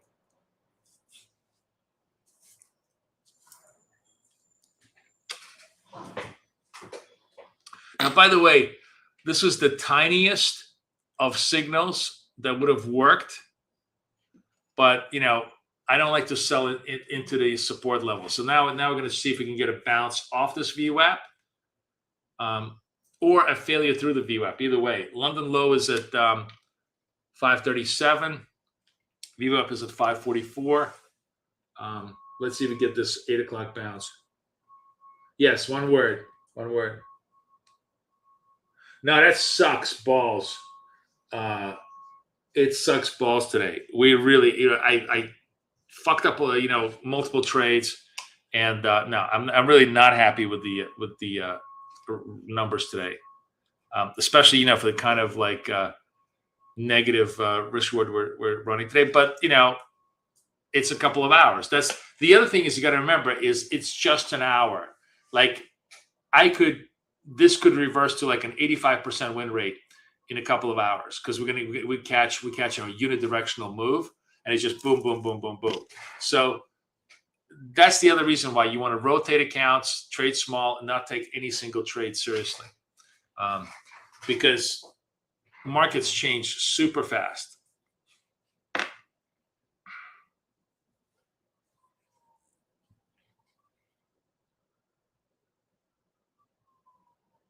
Then try Edge. It's one or the other.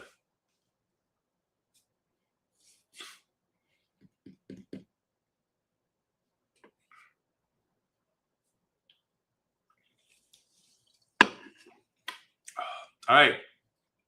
This is my little rocket ship. It better not die out on me. 15 seconds left. I'm going to try and get into the trade. Nah, I can't get into it. Am I going to get into it? It's not letting me come in. Oh, I'm in. All right, so I'm in the trade. I like to just, if at all possible, always try to be on the bid. Sometimes you don't get that lucky, and I want to be underneath this second candle. Where's my ATR? Oh, ATR is kind of compressed now a little bit, so I kind of want to just tighten my target. Oh, Jesus. Ah.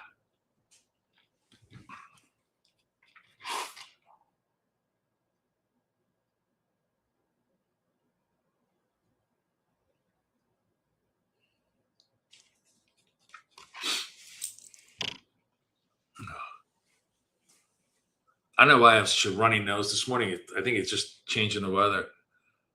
You ever, it's like, it's not like I'm sick. I just always get these little runny noses. Come on, baby. Come on. 69. Jesus Christ. Ugh.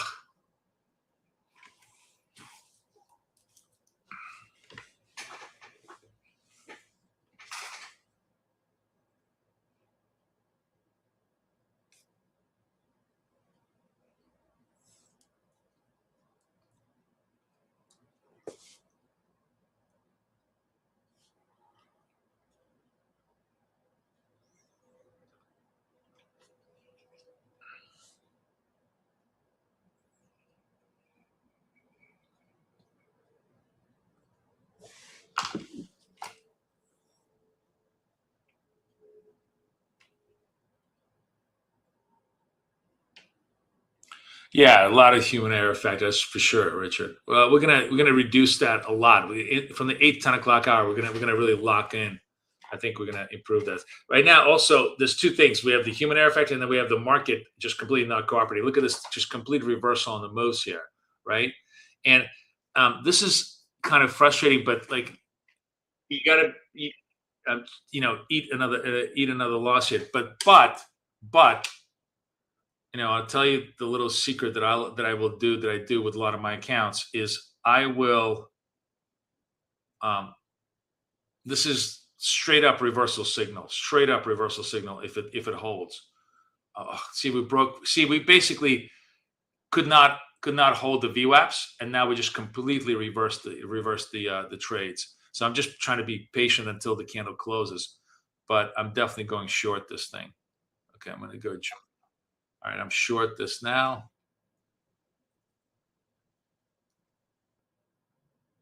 And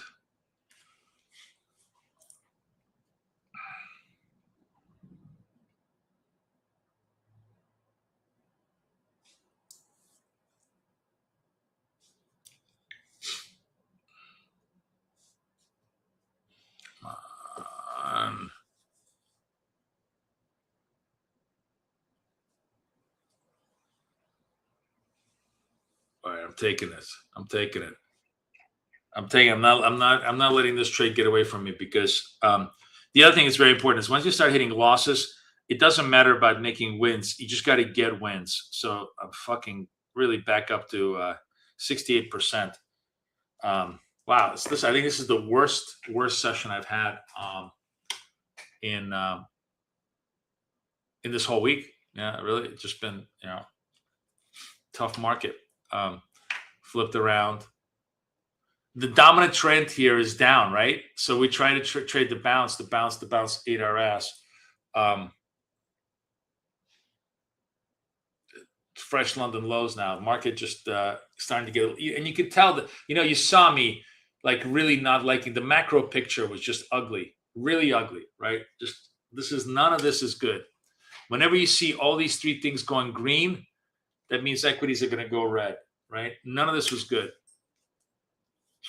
And now we're starting to really accelerate to the downside.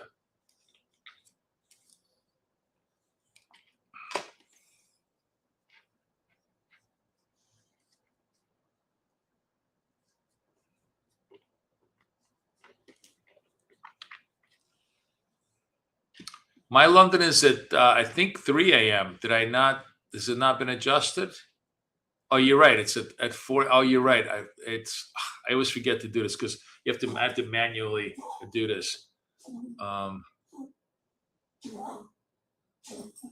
Where's London? Oh, first of all, I got to do New York. No, not prior date. I want to do session levels. No. Why is my London? Oh, because it's not. Hold on a second. It's the UTC. Sorry, guys. Where's my UTC?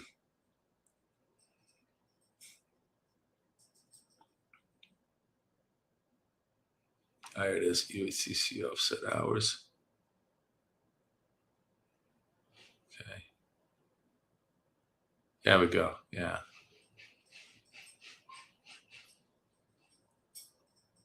You're right. London lows is a little bit lower than that. It was the VWAP. We broke the VWAP over here.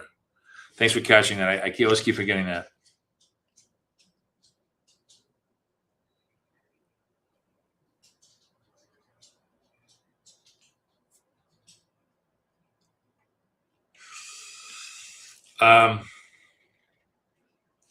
Okay, we're going to take like a 5-minute break. We're going to say goodbye to our friends at Funded Next. Like I said,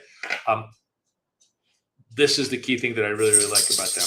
That on the payouts, and yes, with them, you're going to have to trade more positionally, but one trade and you could get paid out. Like it does not have any consistency rule, which is a huge, huge positive in my opinion. That a lot of firms, almost every single firm has consistency rules, which are really designed to frustrate you as much as possible, and they don't. So really worth taking a look at. We're going to start the New York session. I'm actually going to, 7 a.m. We're going to reset the session and trade fresh P&L for the 8 to 10 o'clock.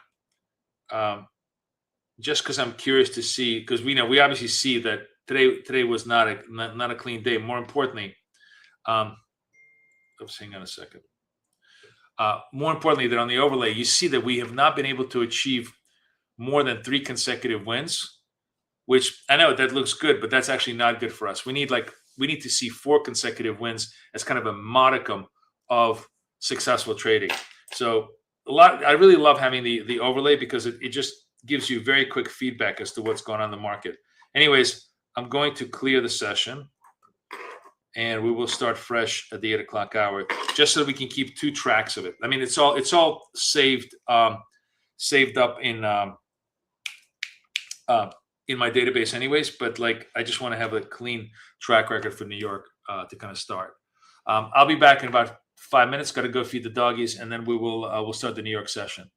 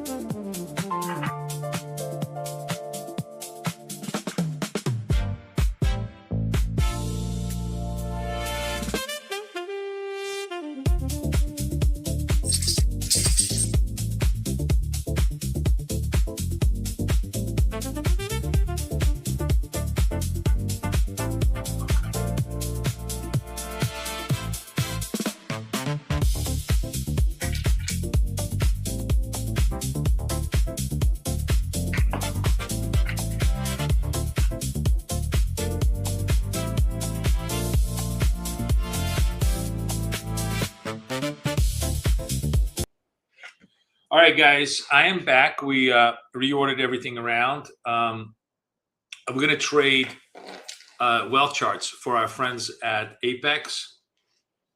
We're going to trade my Apex accounts, which are obviously the much bigger, wider accounts. This is where we really get to trade the multiple account function. And I'm going to trade them off screen, and we're going to just take signals on TradeAvate on TradingView as always.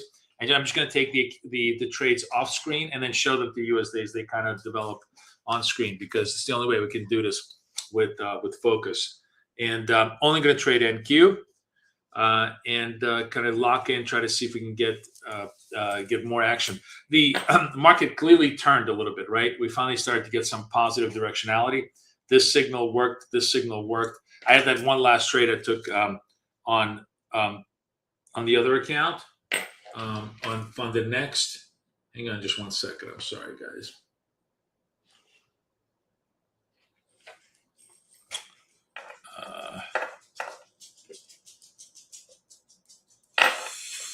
Just one sec. Somebody's bothering me.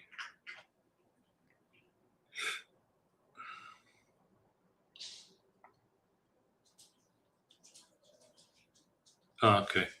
Good. Wow.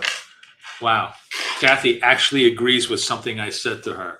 Like, I should celebrate the day. Okay. So anyways, we're going to lock in. We're going to trade structure as much as we can. And hopefully we're going to get some directionality, right? We had really, really poor directionality in London, which trapped us over. But honestly, 90% of the errors we made were self-inflicted. There were a couple of just bad consecutive trades that naturally stopped us out, but a lot of the errors we made were of our own making. So we're going to try and see if we can just focus on taking good trades as we go into the New York session. There is nothing on the calendar today that's really big. No news straddles, nothing else to do. We did get funded yesterday on the news straddle. That account is hello. That account is now part of my flow. So like literally, I think, I have two. I didn't realize I had two. I guess these, let me just see. Hang on a second. Did I just get two? I got 225s. Oh, that's good. We can use that maybe for tomorrow. I have 225 evals tomorrow that we can trade directionally. That's good to know. Okay.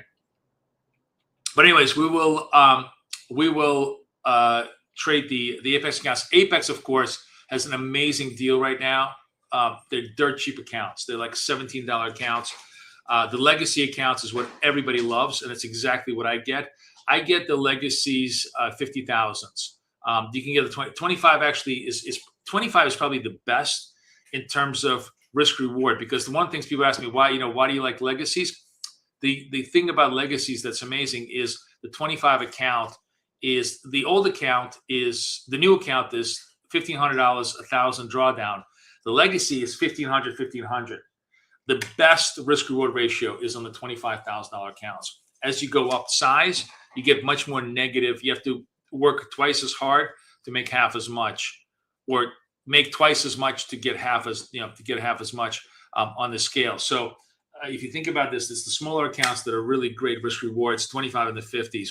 On the legacies, the deals are really, really good. So, and they have a huge sale on the legacies right now. I would absolutely go grab it.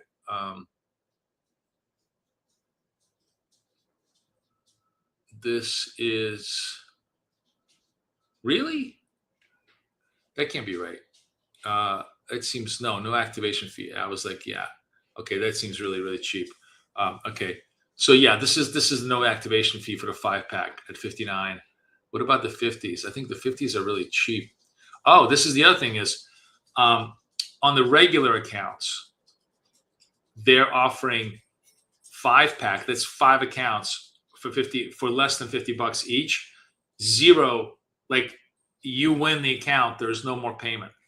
If you think about this, even if you get 2 accounts funded, your total buying is $250. Whereas if you're buying lots of cheap evals and then paying the $125, you're still ahead. Like even if you just get 2 out of 5 funded, you're still ahead on the 5-pack.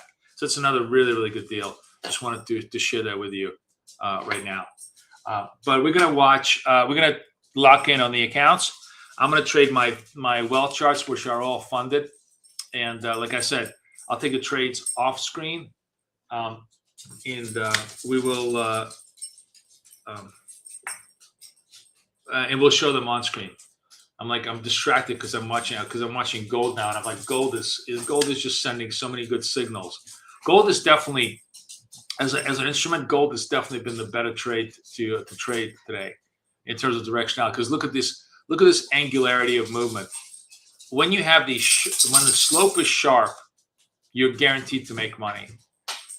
It's only when the slope flattens like a pancake that you start losing money. But in this particular case with gold, gold trading at dollar scalps in gold would have just been pure money. And I'm almost like, I almost wonder if we need to start switching instruments to find the opportunities. No signal here because the signals were actually the signal was here. I missed it, but this was a good signal. But we'll look for the next one. I'm not going to chase it. I'm not going to make the mistake of chasing signals like I did before.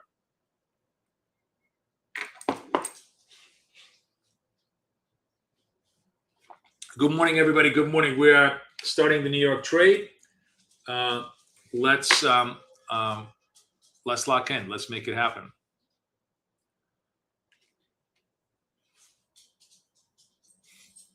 Like a perfect V-shaped recovery, right? Just enough to torture us.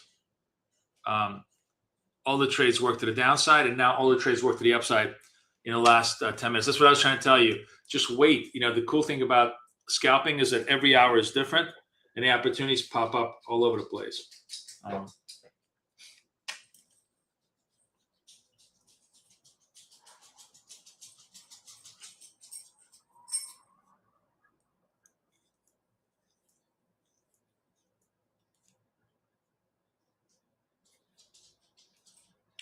Richard, what were we saying about 7 a.m.? Oh, you good, Timmy? Tim, you just made the trade. Good for you. Good for you. Nice job.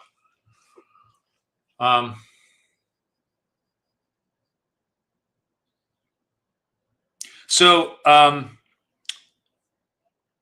again, coaching this Saturday, I'm going to show you some inside baseball that I do that I don't necessarily discuss on the stream, of how to convert a lot of these things into an even more profitable P&L while controlling risk. So definitely consider signing up if you're interested. I'll have the link tomorrow.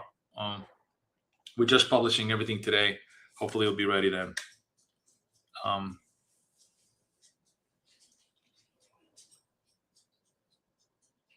See, this was a 100-point trade in 15 minutes. These are the kind of trades where it's just money for the taking on our signals. Because look at the angle of the move. I just, of course, Murphy's rule that I decided to take a break at the time when the market completely gave us like 6-7 consecutive winning trades. But that's fine. There'll be plenty of opportunities as we go forward. The game plan here is, anyways, for you guys to absorb these lessons yourselves, so I don't have to tell you where I'm going to be looking to trade. So you guys yourselves, like Timmy, for example, taking trades right now. Anybody else take any of these trades while I was gone? Anybody take the signals here? Let me know. I'd love to know if you guys, any of you guys took the signals with me or without me. I'd rather.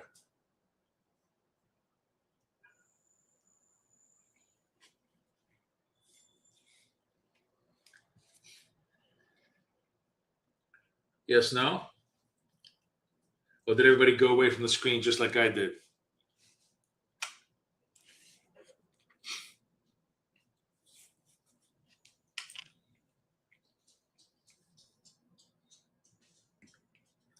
All right, here comes another triangle scalp. So this is the signal, and we're looking for the trigger.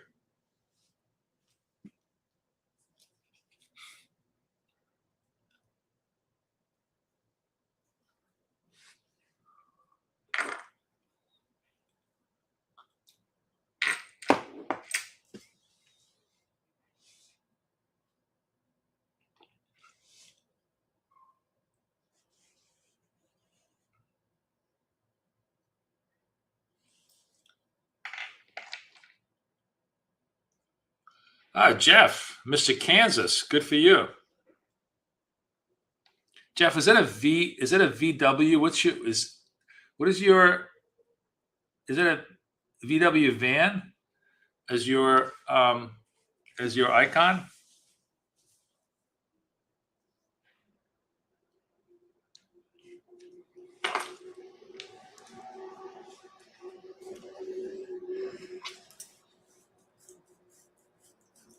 Oh, I have a question for you. Oh, it's a fire truck. Oh, nice. All right, this is a typical New Yorker question, so don't laugh at me.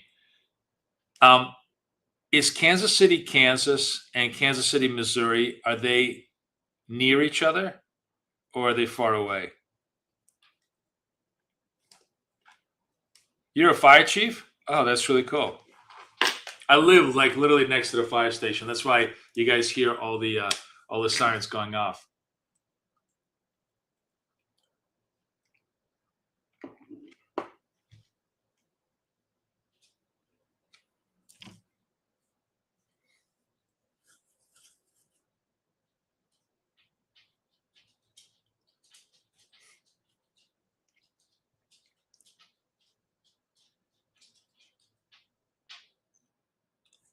You guys see the value of like waiting for the confirm candle? Because here's a perfect example of where the scalp signal breaks down. Now, a lot of times this, positive scalp signals are good, but what happens here, this is where it gets interesting.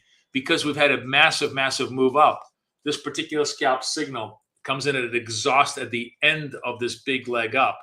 And none of this, you need to worry about if you're looking for the confirm, because by passing up on this, you don't have to think about, oh, where am I positionally? How much move has it gone? Should I take this trade or not take this trade? In fact, you could just make the trade right now, which is that, hey, it looks like we're getting profit taking and reversal at this point.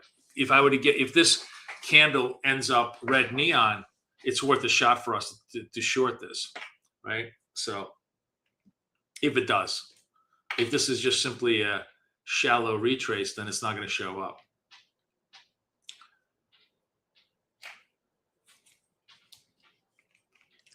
It's literally one town separated by a river. Okay.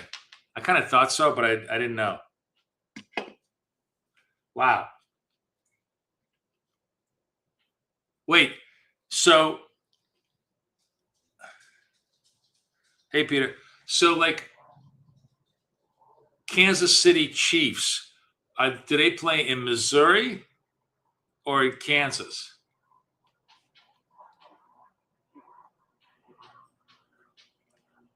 I know I sound like a retard, but like, this is what's known as East Coast geography.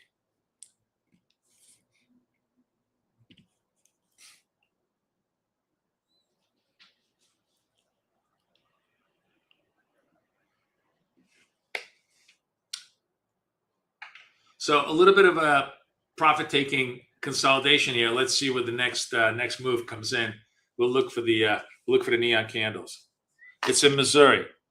They're in Missouri. So you got like two St. Louis and teams and Kansas City teams are all in Missouri. Interesting. It's like, I guess the two New York teams play in Jersey. So fair game, like Giants and Jets. Neither one of them plays in New York. They're both playing in Jersey.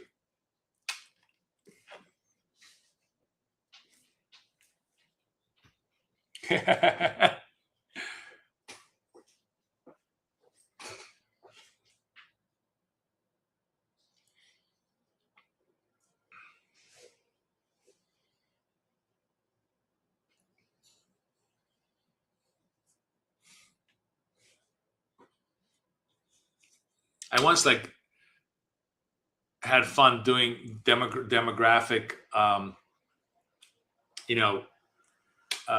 concentrations. Do you guys know that there are more people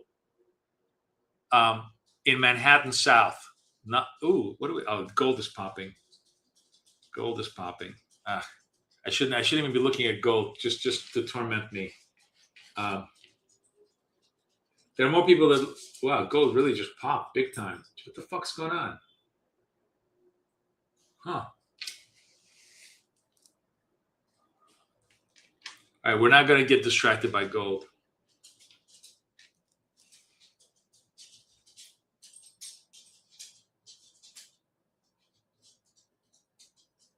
Yeah, it blows your mind.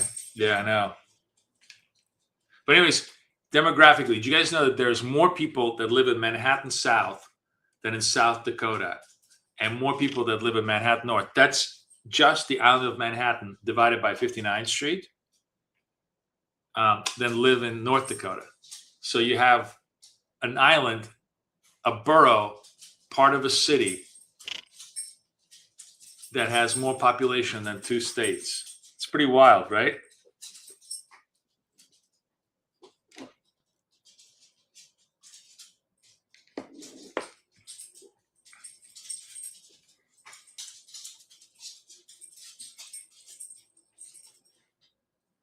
I just did like one time I just did like a back of the envelope of like how many people live on my street. So like I live on 77th Street, which let's say goes from the river to Central Park, right? From Riverside to Central Park. And I think I figured there was like 20,000 people. If you count every apartment building and you kind of just, count per household that live on one street. That's pretty dense, right? That's like 1 mile, maybe 1.5 miles of length. And you probably have 20,000, maybe even 25,000 people probably. Because there's so many buildings and there's so many, so many apartments in each building. I'm watching this right now. I want to see if I get it. If we get a red neon, that's going to give us a trigger here. But right now, so far, the market just kind of consolidating. So that little spike in gold was just all bullshit.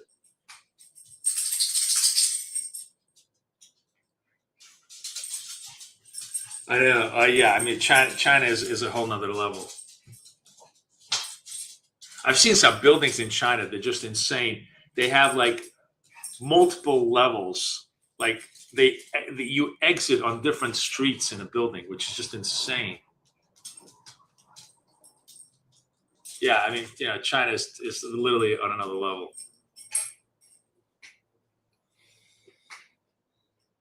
You know what's also wild about China, and this is true like about so many places, like true about New Jersey. New Jersey is the most populous state in the nation, and half the state is empty. Like it's the most populous state, it's tiny, and half the state is empty. And same thing with China. Like people don't understand, like China, you think, oh, China is really populous. Every corner of that country is fully populated. Half of China is the Gobi Desert. There's like nobody lives there. You have basically 750 million people or maybe 1 billion people living in half the country.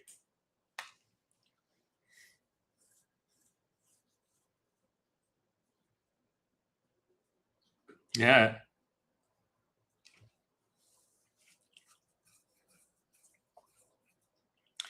I don't have any thoughts on digital assets, but Jackson Hole, I don't think it's going to have any massive impact. I don't think Warsh wants to make waves right now. I think he's going to just simply hold the line that we don't see enough inflation to justify a rate hike. Although I can't, it's not that the macro environment is horrible, but it's not positive. We kept talking about this all morning long, that 10-year at 4.67, 30 at 5.18. None of these are moving. We need them to move down. If you want equities to really, really rally, we need oil, 10-year, 30-year, all to move down. And they're slightly, they did sell off yesterday, came right back up today. I actually think today might be an interesting day in terms of watching this as to where the direction is going to go. Like if these things start to appreciate significantly as the day goes by, it's going to put a lot of pressure on equities.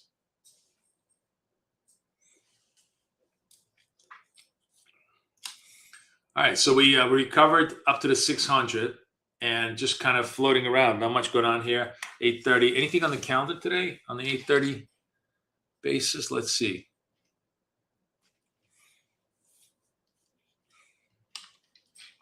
No, just jobless claims, just really nothing. And retail inventories. Today is just a nothing burger day.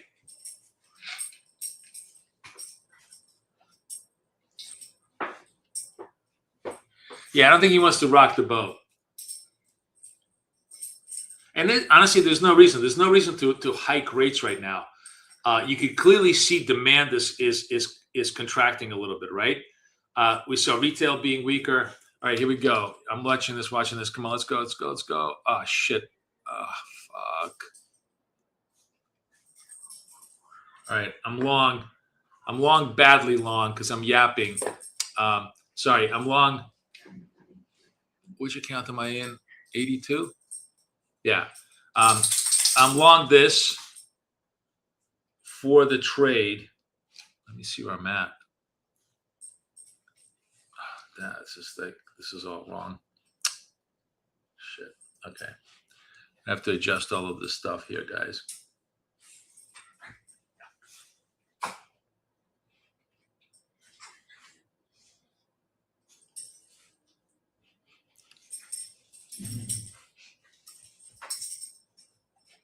All right.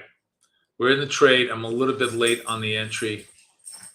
I wonder if that would have cost me. It probably did.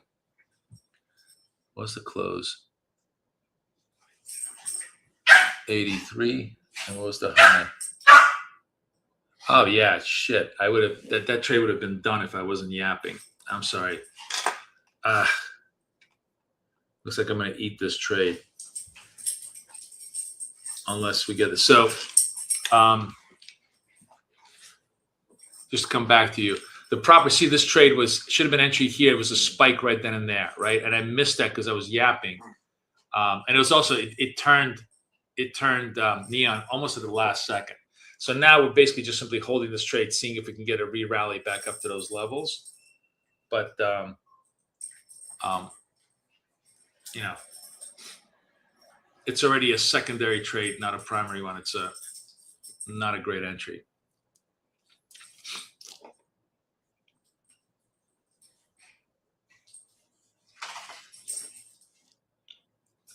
I think I'm stopped out. Yeah, I'm stopped out on the trade. Just got blown out. So, okay, first trade of the day is going to be a fucking loser. All right, we're going to take it. Oops. I'm going to clear. Sorry. Okay, here we go. Okay.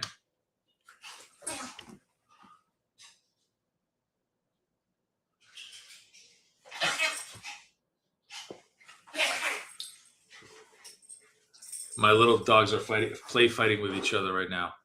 All right, let's watch this because now I'm getting a weak sell signal. And if I get a strong sell signal, I want to be short this thing.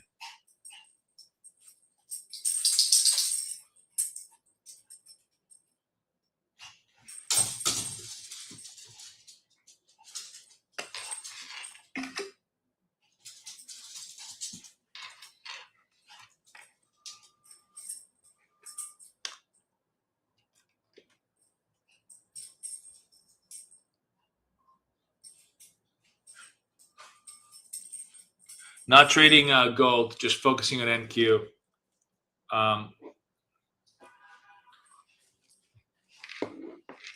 Weaker, lower yields is a function of like lower oil. We need oil at 75.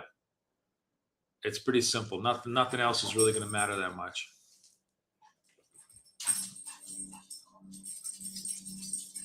All right.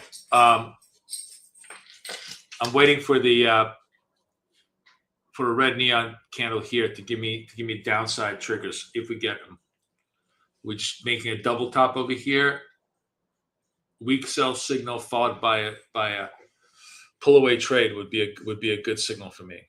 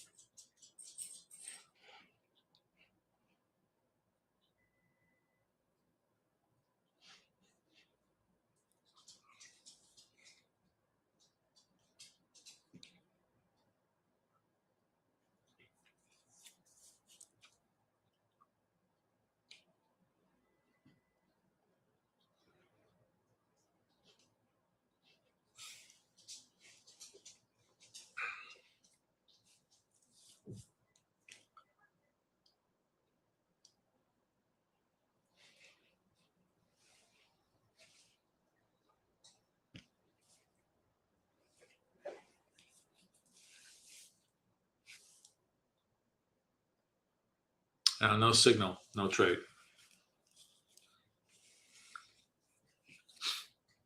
Slope is turning red a little bit, so power of the market turning to the sellers a little bit more.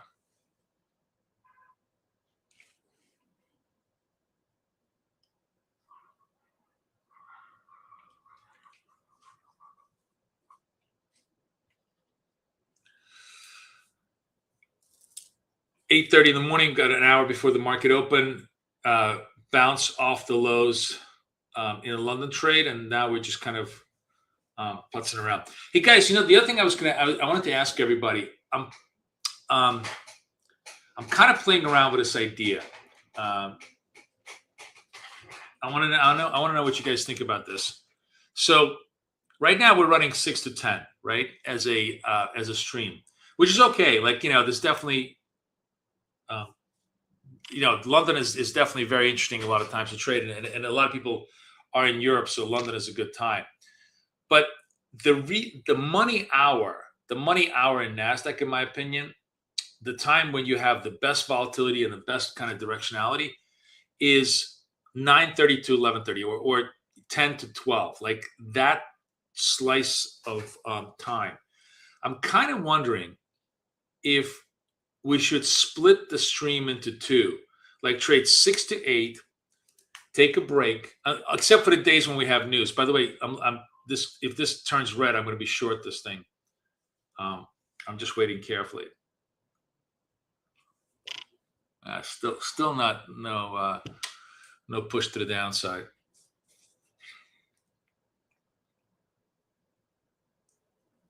Let's see. All right, selling. Okay, we short this. Let's see if it works. Oh, come on. There we go. And we're done. So that was a zoned in proper trade. Everybody sees that. I took that trade. Let me just get it a little bit bigger. You guys can actually see it. So we took that trade.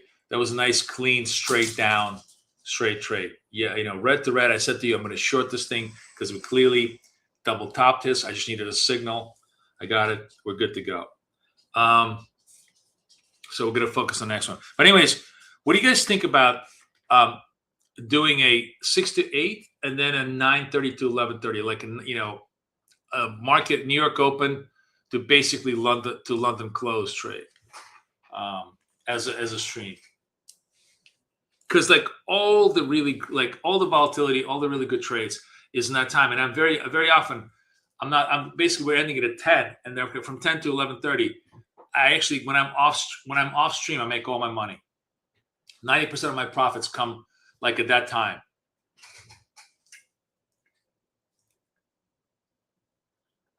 Yeah, and market data is only 3 times a month. It's NFPs, CPI, and GDP is basically the only time we really, that you want to trade market data.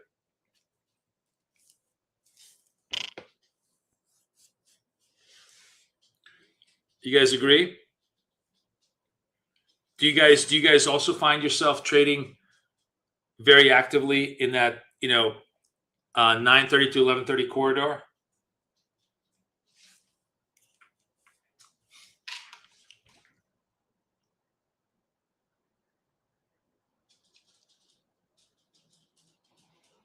Yeah. I think we might do that. I got to talk to Kay because the problem is, she schedules all this bullshit corporate meetings for me at that time, and I'll have to see if I can clear the schedule with them. But if we could do that, maybe after Labor Day, we could reconstitute the streams into two different streams.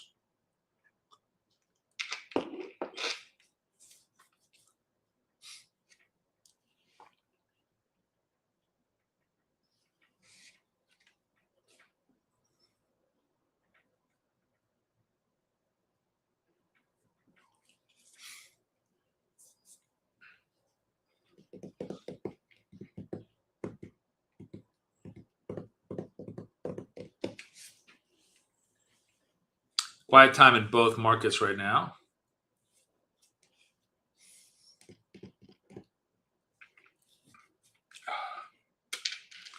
All right, I'm going to rotate my accounts. Let's go to the 83 account. Is it 83 account?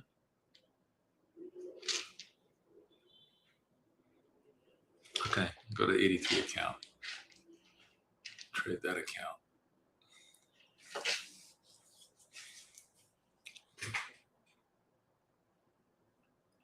Again, weak sell. See if we get any weak sell, reversal signal, kind of just, markets just chopping around.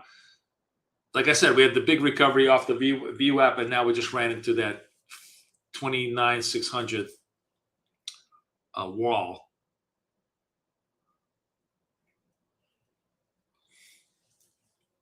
And now I might be getting another sell signal. Again, this candle goes red. I'm going to try to sell it into the VWAP. So again, I'm going to watch this carefully.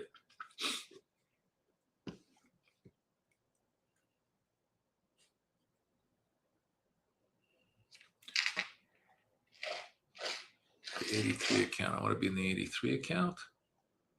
Yeah, 83.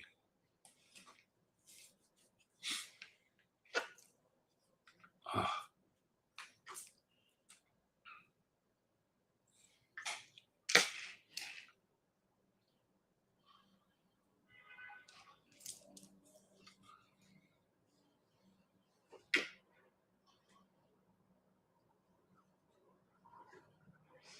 No. X-ray. We trade stock index futures, NQ 90% of the time, and then gold a little bit of the time. I'm going to sell this, selling this. Let's see how this plays out. Let's see if this is on my. Yeah, here we go. So we sold the red candle against proper stop. Let's see if this is going to play out for us. Where am I short? 55, 51. Okay.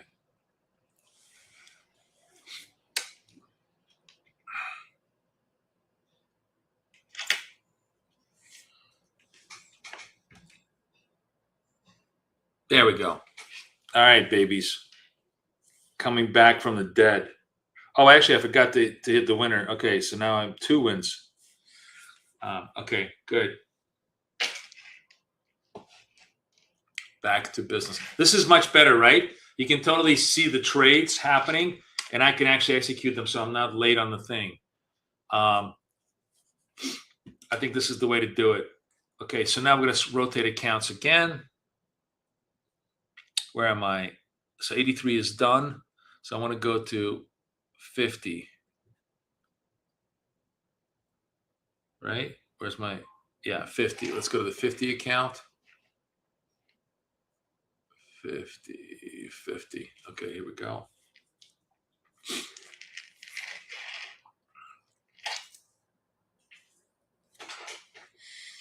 Do I understand options? Yes, of course.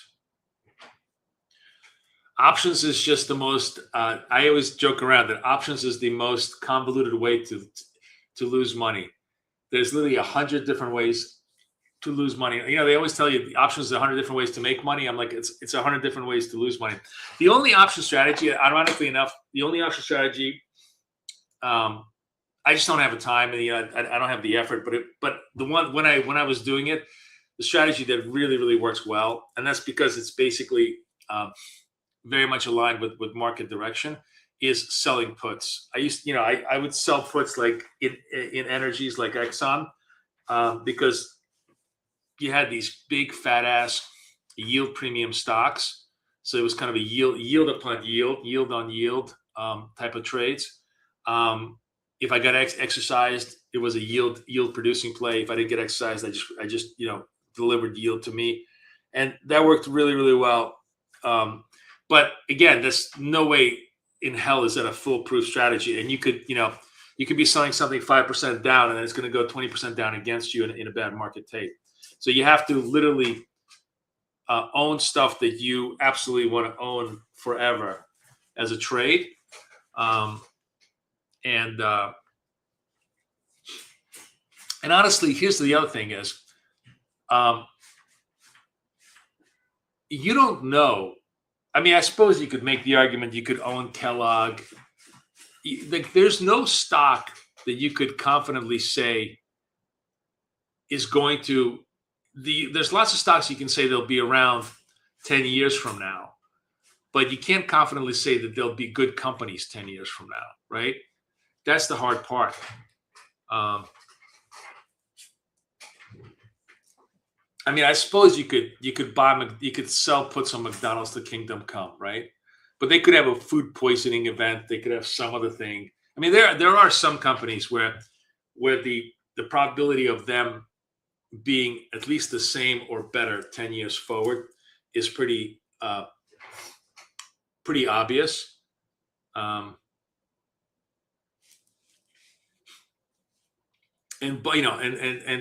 getting directional, getting short directional on those puts is probably a good idea. I'm actually curious. I'm like, what do you think? This is actually an interesting question.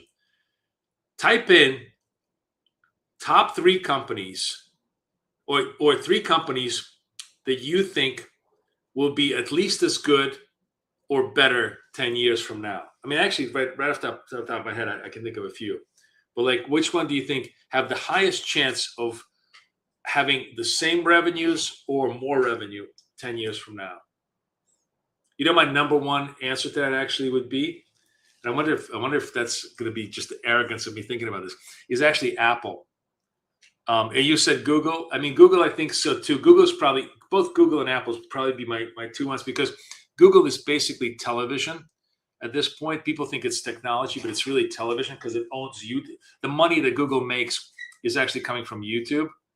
The AI, they're like way behind on AI, but they may come back with chips and everything else. So you can't really, discount them.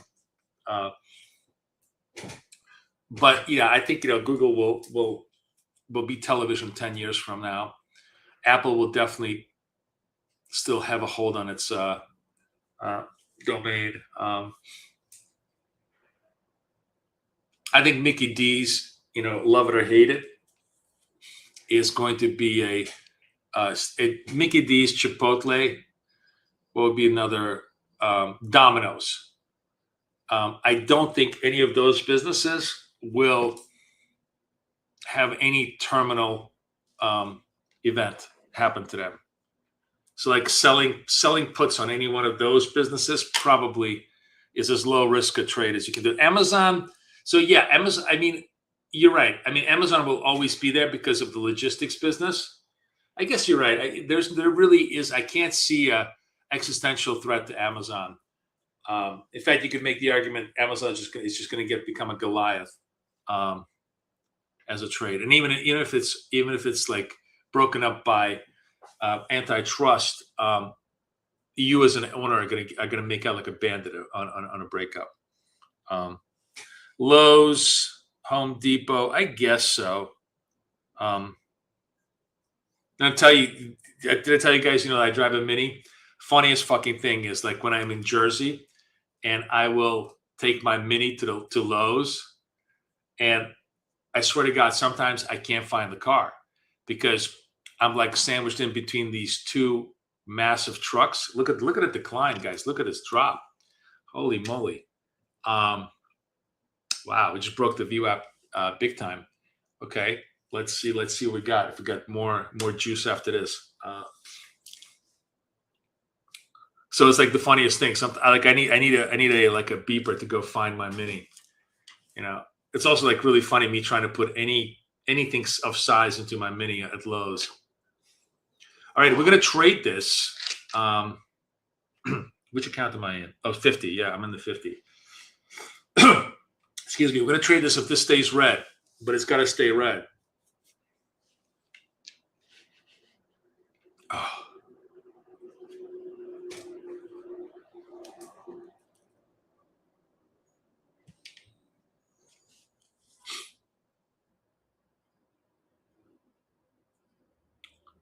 That's a big move to the downside. 12 seconds left. I'm going to stay very patient on the trade here. All right, I'm short. Here's the position. Oops. Here's the position.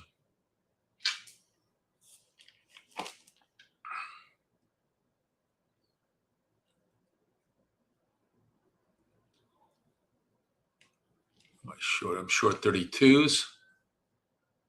And the target's going to be like 28.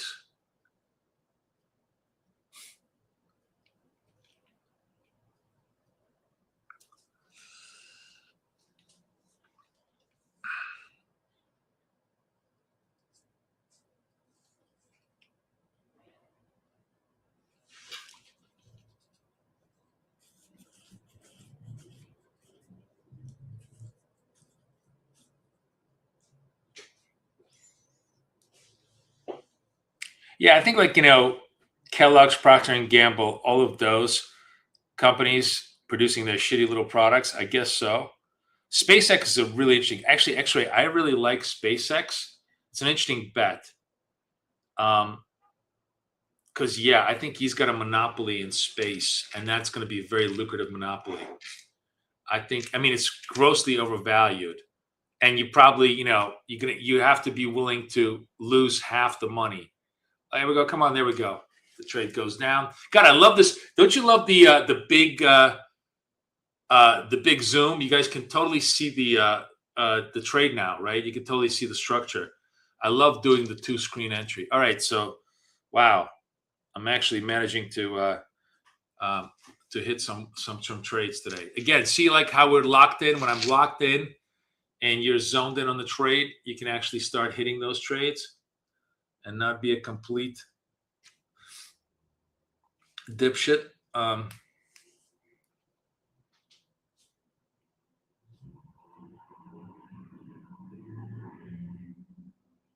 What would improve from here, Peter? SpaceX? I think, satellites, space,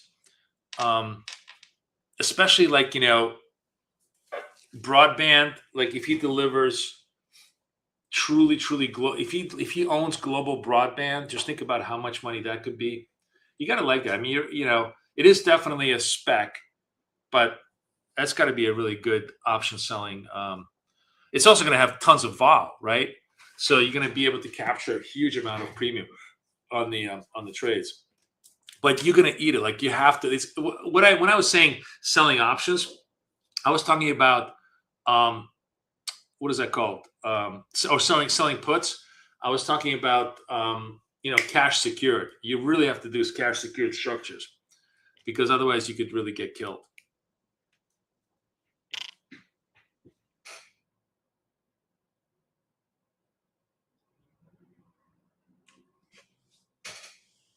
Yeah, Micron, definitely, Keith. That's actually, yeah. I think that's, I think data centers are, I mean, guys, I don't know why suddenly everybody hates data centers. I mean, I suppose it's the noise, whatever it is that people, don't like. I'm trying to really understand this because it's not really an environmental issue. Golf courses use more water than data centers. What is it that that people despise about data centers? Is it noise? Is it proximity? I mean, they don't really generate toxicity too much. You could force them to do environmental remediation. I'm just confused. It's literally the future of civilization. Like if you don't have them, you don't have civilization, in my opinion. Because the whole world now is just basically about buying inference and letting do things. I mean, just from the little stuff that we're doing here, this is all AI stuff. And none of it would be possible without it. Oops, do I have another signal? We have another signal, guys. 30 seconds left. This is the sell against the red. We broke the VWAP, so we're going to try and go again. I want to change accounts, though. Should we go to 61?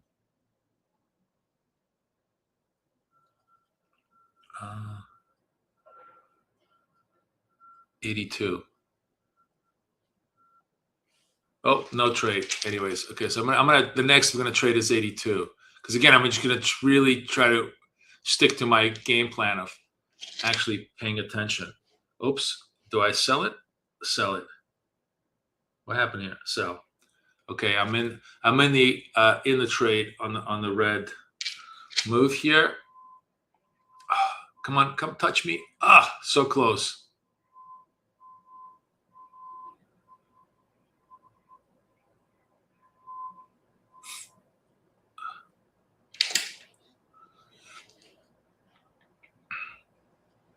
There, we're done. Beautiful. Look at this.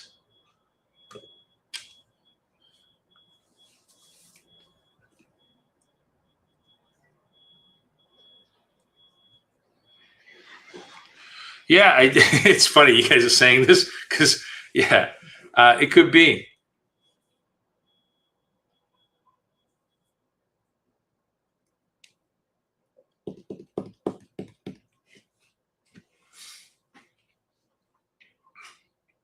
All right, nice. Wow, look at this. We're finally starting to trade better. And that first trade was a fuck up trade. So I really should have like a record, lock-in record and fuck up record. That's what we need to do. We need to keep two tracks. Of course, you blend them together as your true record. But honestly, there is the lock-in trades and the fuck up trades. But that's really how trading goes, right? Tell me I'm wrong. I genuinely really want to create two trackers just for shits and giggles. It's actually not a bad idea. And then the trade goes into the lock-in trades and the fuck up trades, and then you do the amalgamated average. What do you guys think? Am I wrong? Am I wrong?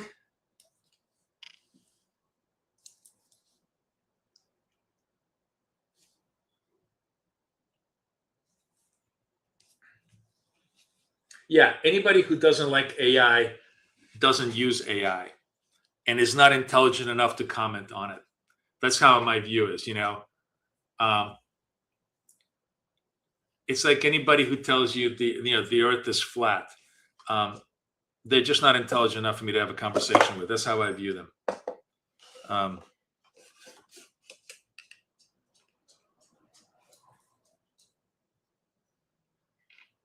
Kind of like, how I, have my conversations with most progressive. I love liberals. I hate progressives these days. I just don't think that's going to be my response to them. I just don't think you're intelligent enough for me to have a conversation with you.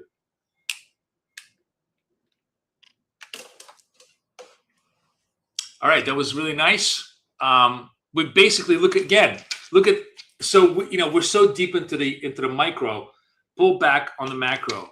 What's happening here over the last 30 minutes of this scalping? The beautiful thing about scalping is it gives you like 10 years worth of data in 10 minutes worth of action, because we're doing so many trades. You really learn a lot about price structure on a micro level. So what I tell you, angularity is the whole thing, right? It's the key to our success.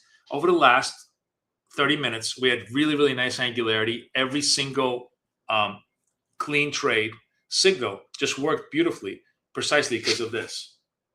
And fortunately, this was a signal that did work barely, that we were just simply late to. But as you saw, there was flatness here. There's virtually no signals. And that's the beauty of the neon candles, is they generally, by the very nature of how they're designed, are going to forecast angularity. And angularity, or continuation, or whatever geometric description you want to assign to it, is just fancy way of saying price is going to go higher from where you bought it. Price is going to go lower from the time you bought it. It's going to continue in the momentum direction that you've set yourself for it. Okay, I got to change accounts now to. All right, 83 is done. I'm trying to do something that I want to. 82, 61. Sorry, guys. I just want to organize myself a little bit here. Make sure I'm doing it right. 61. Okay, we're gonna go to 61 account.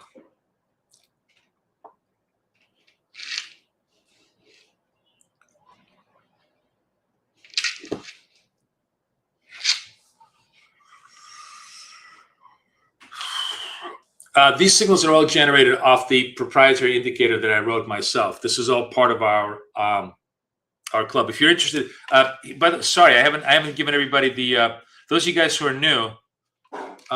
Here's the access to dots, and you could sign up for them from this. You can download this document for free, learn about the system, and then sign up from there. Are they being built just for AI? Or are they going to be part of a mass surveillance? Dude, as Scott McNeely from Sun Microsystems from the olden age said, get used to it. Surveillance is never going to, we are in a surveillance state already. If you don't think you're surveilled 100 times a second, much less, dude, do you not understand that your iPhone is far, far more accurate than the NSA in being able to tell anybody who you are, what you do, and what you're going to do next? I mean, how many times do you get ads for suppositories anytime you even talk about the fact that you have a wrong bowel movement? Are you not at this point completely inured to this? Do you really think you have a modicum of privacy left? My serious question to anybody. We're in 100% surveillance state. You live in London. I live in New York City. Every step I take outside of my apartment is fully recorded on camera, as my super will often tell me, because he goes, "Boy, stop doing this." I mean, it's just the nature of life. You may not like it, but I don't think it really matters.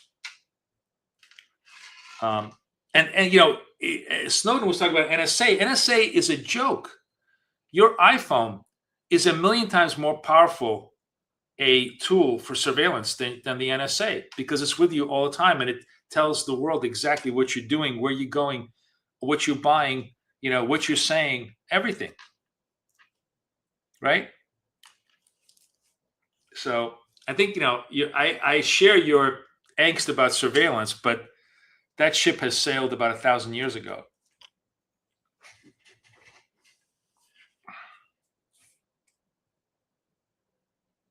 I mean, how many of you guys forget even ads? Like sometimes I'll watch a YouTube video and all of a sudden every single ad, every single thing is coming up on that subject, right?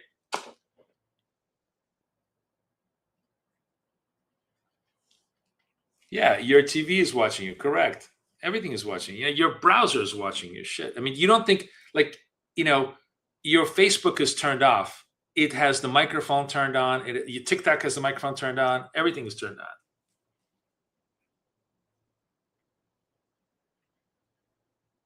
That's why don't cheat on your spouses, my friends, because it will cost you dearly, even if you think you're being private.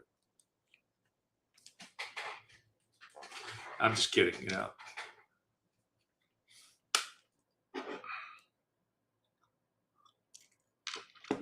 All right, we are double bottoming at this 520, 2,500 is probably going to go. 29,500 probably going to go with 30 minutes from the open. Slow move up, slow move down. Let's see what it wants to go next, but it's really kind of moving around. What's your count to my I'm at 61. Oh yeah, that's right. I'm looking for the 61 account. Yeah. The tracker is not a. It's just for me, Tim.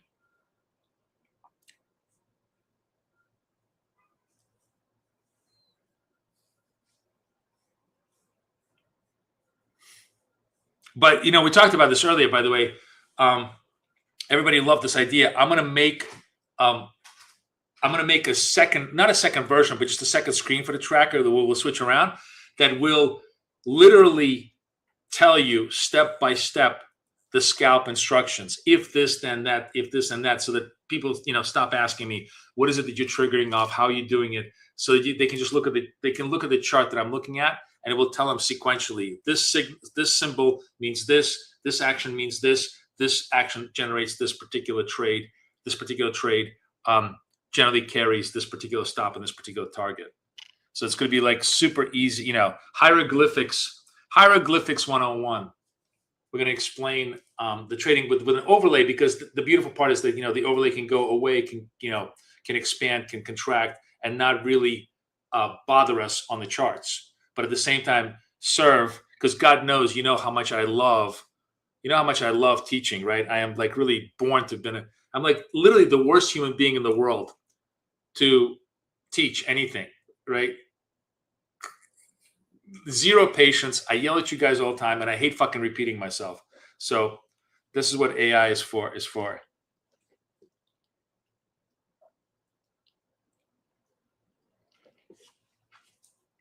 Yeah. We talked about this hound dog a little bit earlier. A lot of people really like the idea, so I'm definitely gonna put that into play. May not have it by tomorrow, but I'll definitely have it by Monday.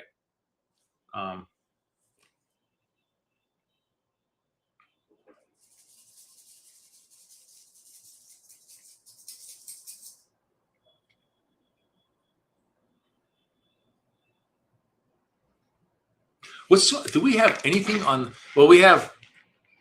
Let me just see what's on the calendar tomorrow. I wonder if we have anything to trade on a. Sorry, let me just find this. All right, what is that? Fire truck, ambulance, or police? Oh, you know what, guys? Oh, shit, we haven't done giveaways, and I've been promising giveaways forever, right? Oh, my God. Let me, Kate told me I still have lots of giveaways, and we have our friends from Apex coming in today. So let's do some giveaways for Apex, all right? But you guys got to go, buy some Apexes from me too, because I gotta show them that, I gotta show them some love. Hang on, let me just find it. Let me find it. Oh fuck, where is that? Oh, where's that link? Oh shit. It's okay. Trader Tools giveaway. Yeah, this is it. But let me and it's draw. Okay, Trader Tools. Admin. Draw.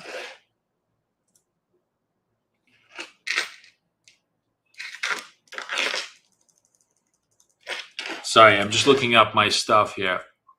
Oh, here it is. Yeah, okay, perfect. 1963. So I want to reset the. Okay, 0 entries. Good. Refresh. Okay, we're gonna.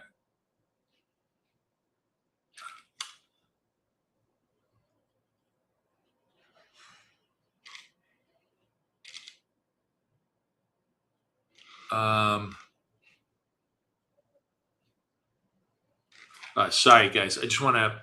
So we might miss a signal here, but I want to set this up for the giveaway. Fuck. Where is this thing?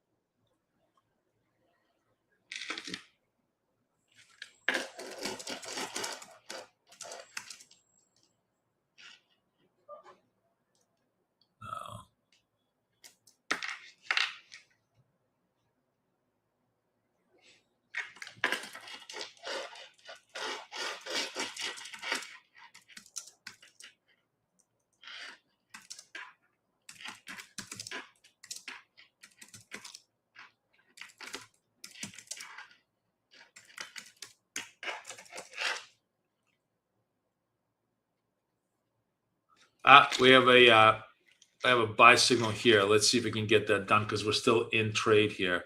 So I'm going to buy this and see if that's going to work for us. Boom, boom, boom. Come on, baby. Ugh, I was a little bit late on the execution. Come on. Oh,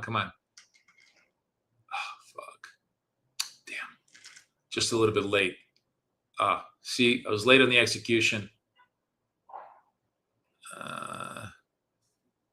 Come on. Go. I'm gonna have to flatten this out. Sorry, it's gonna be a scratch. I was late in execution, and I'm not gonna let this thing go against me just because I fucked up. So this one goes to a scratch.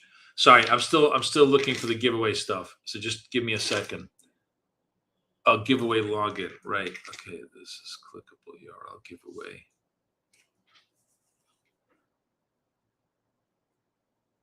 Yeah, giveaway login. Okay. Giveaway.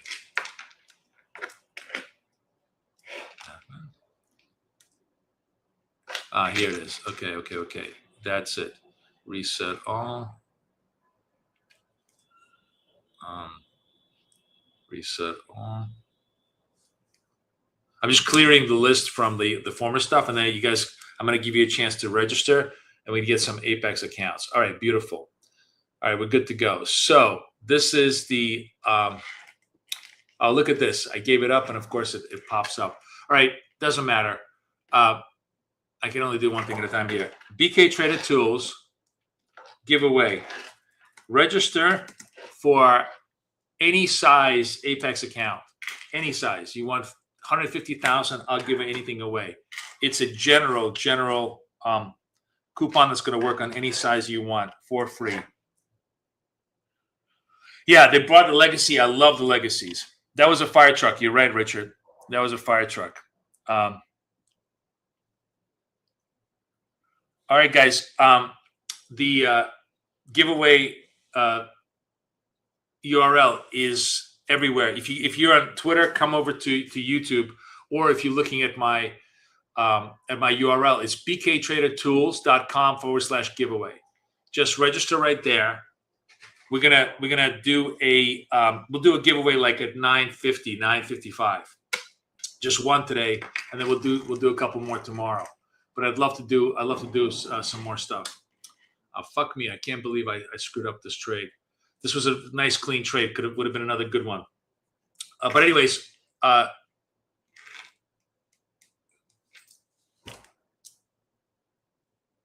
for funded next, it's PT Edge. PT Edge. Good morning, Rochelle. So we're giving away, baby. Actually, you know what? I'm going to post on X.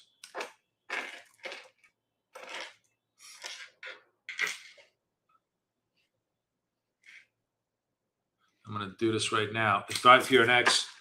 We are giving away Apex Trader funding now.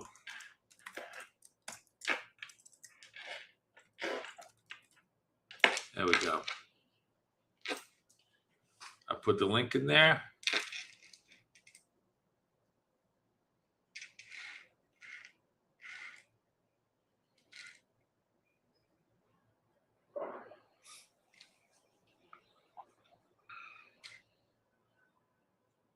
All right, I'm still staying in this account because we kind of scratched that account.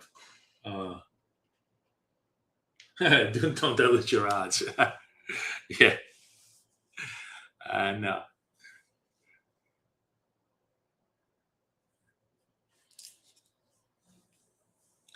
So we held the 20s, nice little pop. Nothing much really going on here. Another 10 minutes, and then we're going to shut down the trades until the market opens.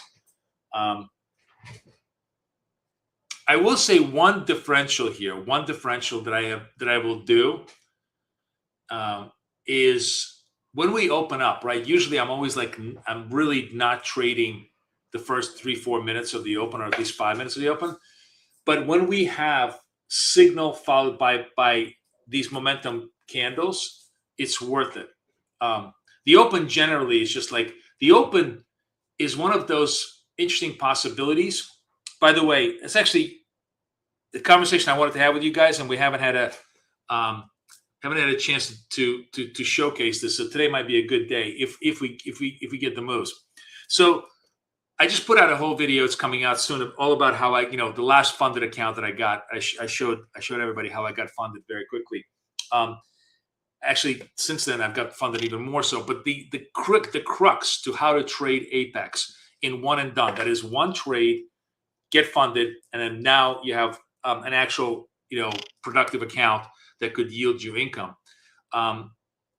Is what you're looking for is the fancy word is monotonic. Basically, a continuous move up, right? Because remember, the whole trap in those accounts is retracing. If it retraces off the high enough, you get stopped out, even if it doesn't go, like it can go 20 points up, 15 points, against you, and your stop now is cut from minus 25 to just minus 10, right? Because it's off the highs. So your stop gets cut very quickly, and that's how a lot of people get blown out, because they may be directionally right, but because of the retrace component of price, they get stopped out on the trade, and that's why they have a hard time getting funded. And what we basically look for is those specific points during the day in the stock market when you don't have any retraces, where if you catch the move to the one direction, it's a unidirectional move, because that is what you need. You need a unidirectional move of about 35 points on the size that we trade for NASDAQ to get hit, to fund the account. And so obviously the obvious one that we always do is the news straddle, because whatever news impact has, it's always going to, for the most part, create at least a 50, sometimes 60 uniform unidirectional move in one direction, which is twice as much as we need, right? Boom, boom, boom. That's how we get funded so fast. A second way that we look for it is the turn trade during the New York session. And the turn trade, by the way, the true signature of a great turn trade is not, session level. We test the New York lows, or we test, London lows or whatever, and we bounce. That's the first component of it. The diamond bounce off the session is not the trade. The really great trade is diamond bounce against the neon candle. It's the neon candle that will show almost no retrace as it goes up on the bounces, right? So that's the second trade. We've done a few of those. And I've actually, we've gotten fun. I gotten partially fun. Like I went basically 85% of the target, took the target, and then off stream we just did small trades, and I hit target on the move. And actually, that's what the video is all about. The video is all about how you can use the New York turn trade with our indicators to get that funded. But a third way that you can get funded that we really haven't discussed, and that is very, very viable in my opinion, is the New York Open candle. The New York Open candle is a 100-point candle. We only need 30 points of that. Not only that, but the follow-up candle very often is a 30, 40-point candle. So, and they're typically unidirectional. They are essentially in one direction. So today may not be one, but it's, this is where the cheap Apex accounts, where costing you $17, are super easy to get you into the important game, to get you out of the bush leagues into the pro leagues of trading the funded accounts, and quickly. Like the other thing is, the point is, like, if you do one a day, like in 10 days, you suddenly have 10 funded accounts. Now you're really running an intelligent portfolio of trades instead of just struggling for the last 6 months trying to get those accounts funded. So those are just some thoughts I had for you guys. We'll see how the New York Open goes, but it's definitely one of those points in a day where all the elements come together to give you the opportunity to get one and done funded.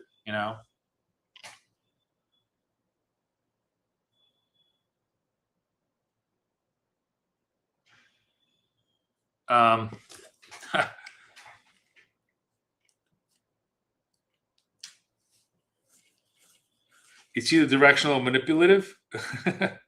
What does that mean?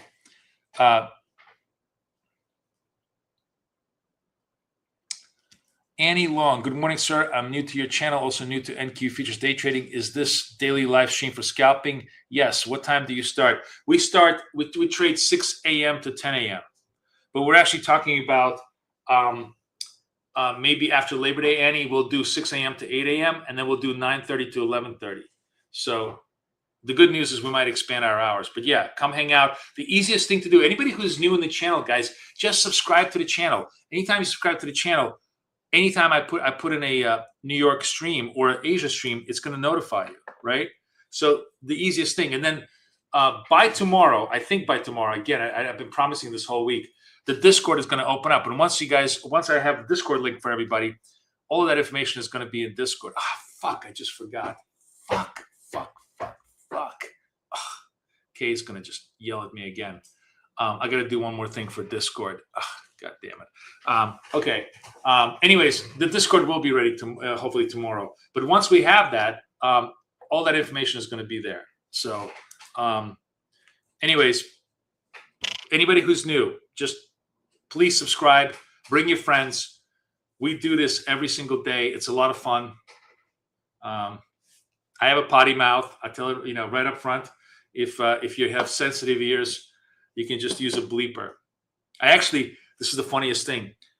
I have like AI we created a whole workflow to process, to try to extract like a couple of good clips out of my YouTube on the streams.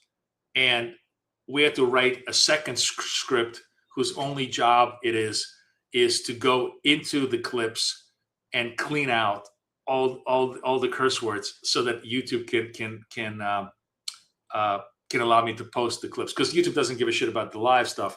But if you want to post, clips, they want you to be clean.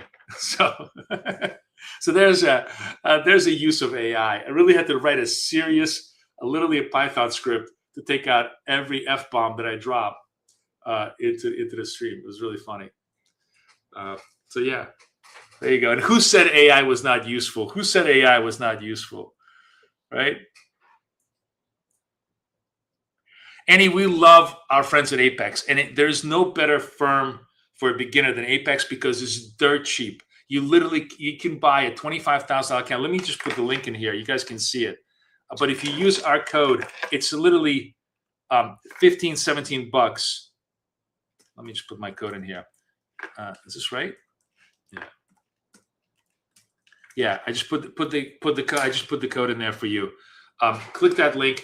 Use the BK Safe code. You can buy 5 of them for less than $100. I bought a stack of pancakes that cost me more money the other day. So it's really, really great for newbies because it's very, very inexpensive to train, to learn, to discover the platforms, to figure out what you like. Obviously, and we have a whole bunch of strategies where we try to kind of short circuit a lot of the training. So there isn't even a question in my mind that if you're somebody who's new, who just wants to learn about financial markets, you don't need to spend $200 for an account or even $100 for an account. You can spend $17 with Apex, get a better environment, in my opinion, than most of the other trading firms because they have zero rules on the evals, so you can trade any way you like. If you get funded, it's an amazing feeling because then you're trading a funded account, which is really cool. I think 25s are great. 25s are great because they have the best risk legacies. So they just having a huge sale on their make sure you buy their legacy accounts because they just actually have like a 90% sale on those, and the legacies are the best for beginners. They have the best odds, the smallest amount of rules, and easiest way to trade.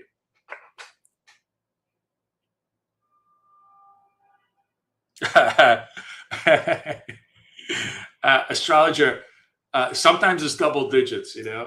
It's funny because the script will say, "Oh, very good. Today we've only had three extractions."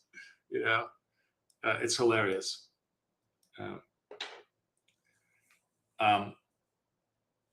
Yeah, but anyways, I'm also going to have a lot of good content because now that I have the AI, it's really cutting some. Generally, like out of the 4 hours of me ranting and raving, there's usually sometimes 60 seconds of actually intelligent stuff that we talk about, and we're going to be able to put a lot of those videos up there. Also into the Discord where you guys get to have it, archived. So I'm very, very excited about the Discord. It's going to be really great. And then then we're going to have We're even like, my producer even showed me something that I can't believe it's possible. It's going to be awesome. After Labor Day, we're going to be able to stream to YouTube, to X, and to private channel in Discord off this, like the same stream that I'm showing you. And it's going to be so much better looking, and it's going to have like all the other markets in there, and it's going to have just all sorts of other stuff in there. So like you won't even have to be on YouTube. You can be just, if you're in Discord, there'll be a channel where you could totally catch the stream off of that. What time is it? It is 9:20. I'm just not seeing. We're not seeing. I'm trying to think. Do I want to take this signal here? I kind of do. This is not a horrible signal. This is the red over here. This one is over here. 20 seconds left. I'm in the 61 account. I'm still in the 61 account. Okay, let's see if we're going to take this trade. Just waiting patiently for the candle close. And let's make sure it stays. All right. I'm in trade. Let's see if this is going to play itself out.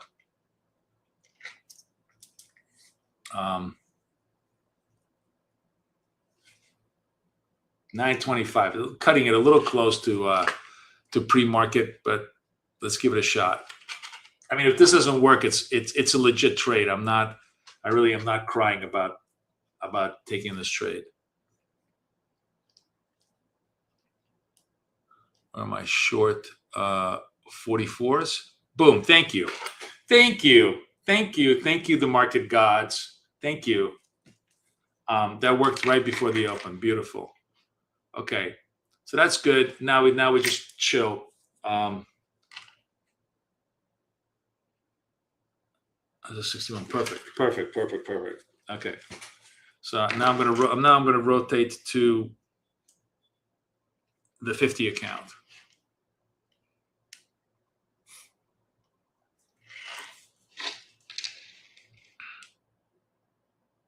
So we've been just basically only trading wealth charts this morning, and it's working beautiful.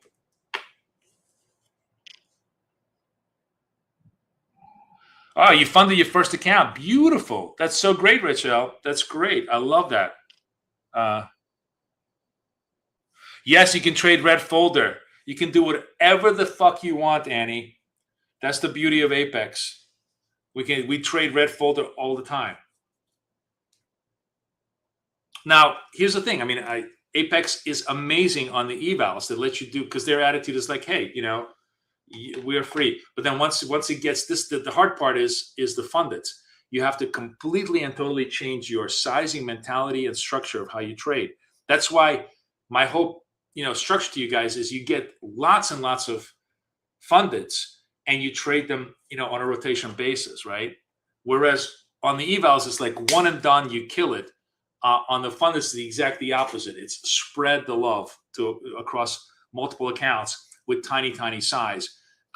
In one and done, it's all about kill or be killed. And in funded, it's all about survive at any cost, right? To put that in more stark Darwinian terms.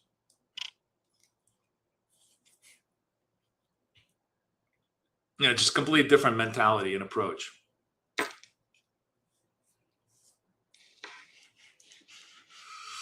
All right, market open. We're going to get ready for the market open. No more trades. No more bets. Close the horse racing window. This is still another signal, but we're not taking it because it's just 5 minutes to the open.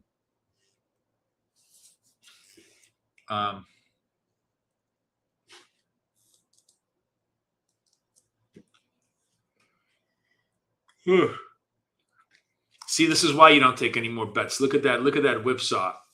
In, out, dump, because 5 minutes to the open, everybody's going to play games with price. They want to flush the sellers. They want to flush the buyers. They want to ramp it up so they can take it down. This is a game we see every single day. So we kind of step away and let the suckers play. No, I'm not doing any one and dones today. No. But what I was saying, is that there is three very distinct opportunities. Today we can actually watch this, maybe, see how it is in theory, and then maybe next week we'll try and do it in practice. Especially because we got all those legacies that are just dirt cheap right now. So we can put them. What I was saying is that the New York Open candle, the first candle in New York Open, is a prime candidate for a one and done trade, right? Just prime candidate. So we'll watch it. The whole idea is what we're looking for is a candle that can move 35 points in one direction in order to fund the account. That's literally what we're looking for. And so we need that monotonic movement. And I think it's like very, very common. I think you could make the argument that it's 8 out of 10 days you get those movements on the candle. So we'll see. Today might be the exception to the rule. 4 minutes to the open. There's no stop loss, baby. That's the whole point of the one and dones. It's do or die. You target, no stop loss, and kill it. No, for the 25Ks, it's actually two minis. For NASDAQ, it would be 2 minis, 152 ticks, no stop. Against ES, which would be four minis, 42 ticks, no stop.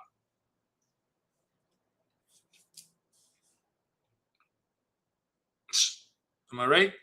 Three on the ES. On the 25, it's 3 ESs, 2 NQs. It's a 2-3 ratio.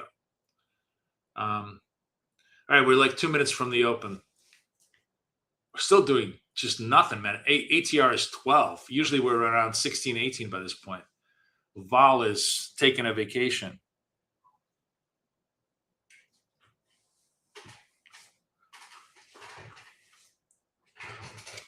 Good morning, everybody. Who's new in the room here? I like the fact that new people are finally speaking up. I don't have to, drag you out of your shyness. This is all about asking questions. We're always open to whatever you guys have on your mind. Just don't be an asshole. Only I get to be the asshole in this room. I'm just kidding. But don't be mean to other people. Don't make fun of other people. You can make fun of me all you want. I don't care. Insults are taken, not given.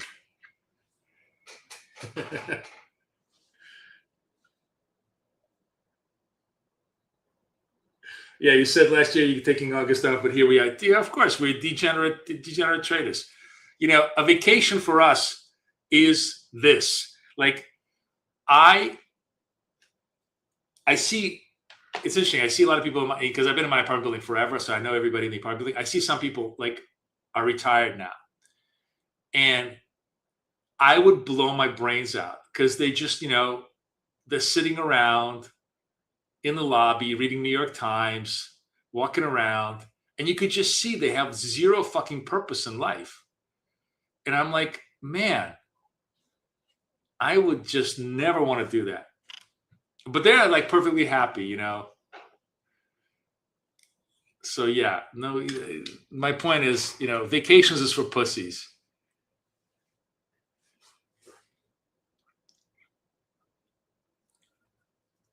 Five seconds to the open. Really very little volatility. Today might be the perfect example of where let's see. New York Open, not really. See, big rip up, big rip down.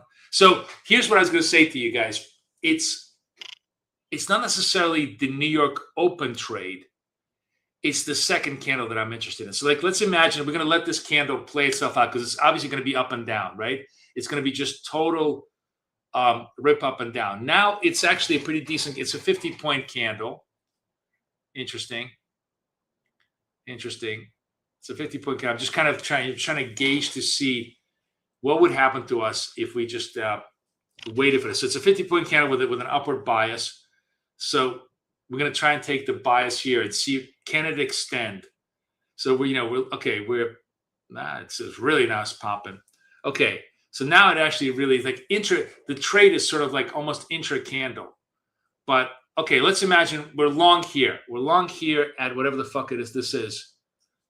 What price is this? Yeah, look at this. 72.88. Nah, not quite. We need like 30 points. It does not extend much. What we really need to do is with 72, if this thing hits 600, we would be done on a one and done.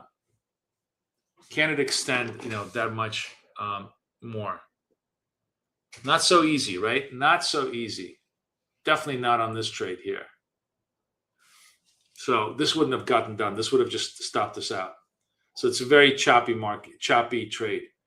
Not a lot of unit directionality here today.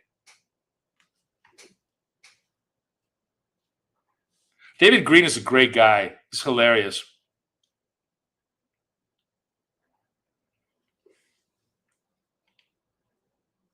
See, look at this. Now it's a total reversal, right? Wow, interesting. All right, I'm short here. I'm just playing the game here. I'm short 88s. And now, does it crash all the way? If it comes down to like 45, if it extends, this is a big reversal candle. Holy cow. Nice.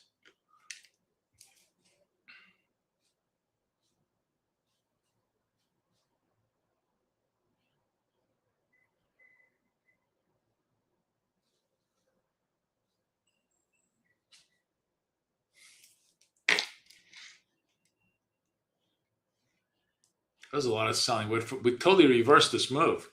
So generally, we see some continuity. So we'll see. Obviously, all these things are on here, but we're effectively like virtually short 88s. We have all the way basically to about 5/10s of breathing space because we don't have much retracement, and we need to see 58s to have made this trade. I don't think it's going to work. We'll see. Markets, too many two-way markets here. You already stopped out on the retrace, so never mind. The New York Open today, especially, was just a ugly two-way trade. They didn't give you much direction. But a lot of times we see direction and extension, right? Direction, extension. That's the whole point is that's the beauty of the cheap Apex accounts. If you do it, one a day, it's like eating a cookie a day. You're not going to get fat. It's a cheap thrill. All right, so vol is 24. So that's actually vol definitely went up, which means we got to expand our structures to like a 3264. No, 32.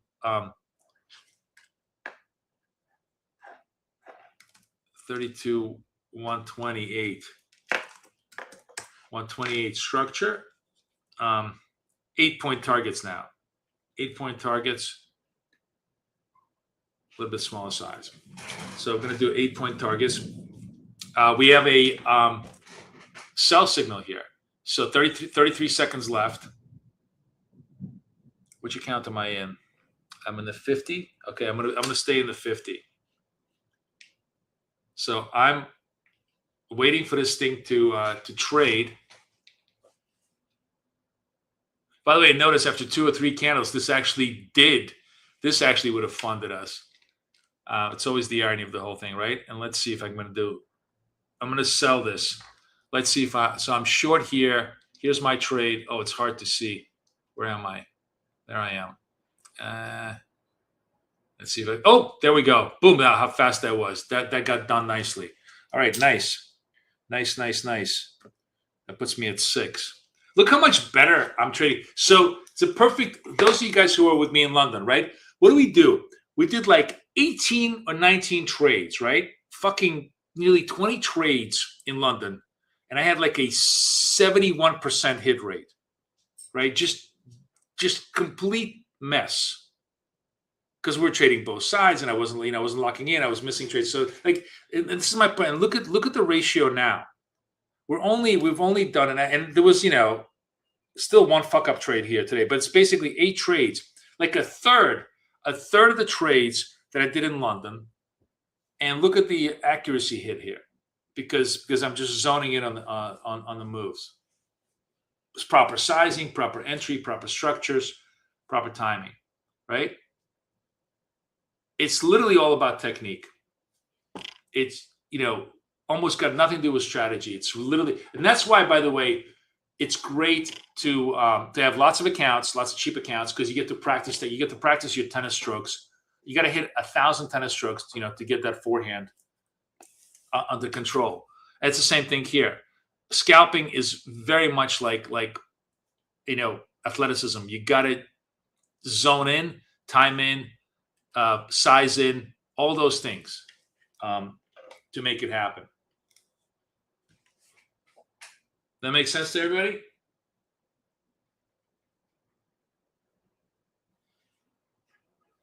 Oh, no. Rochelle. 1 micro. You do 1 mini, that funded account will be gone in like a day.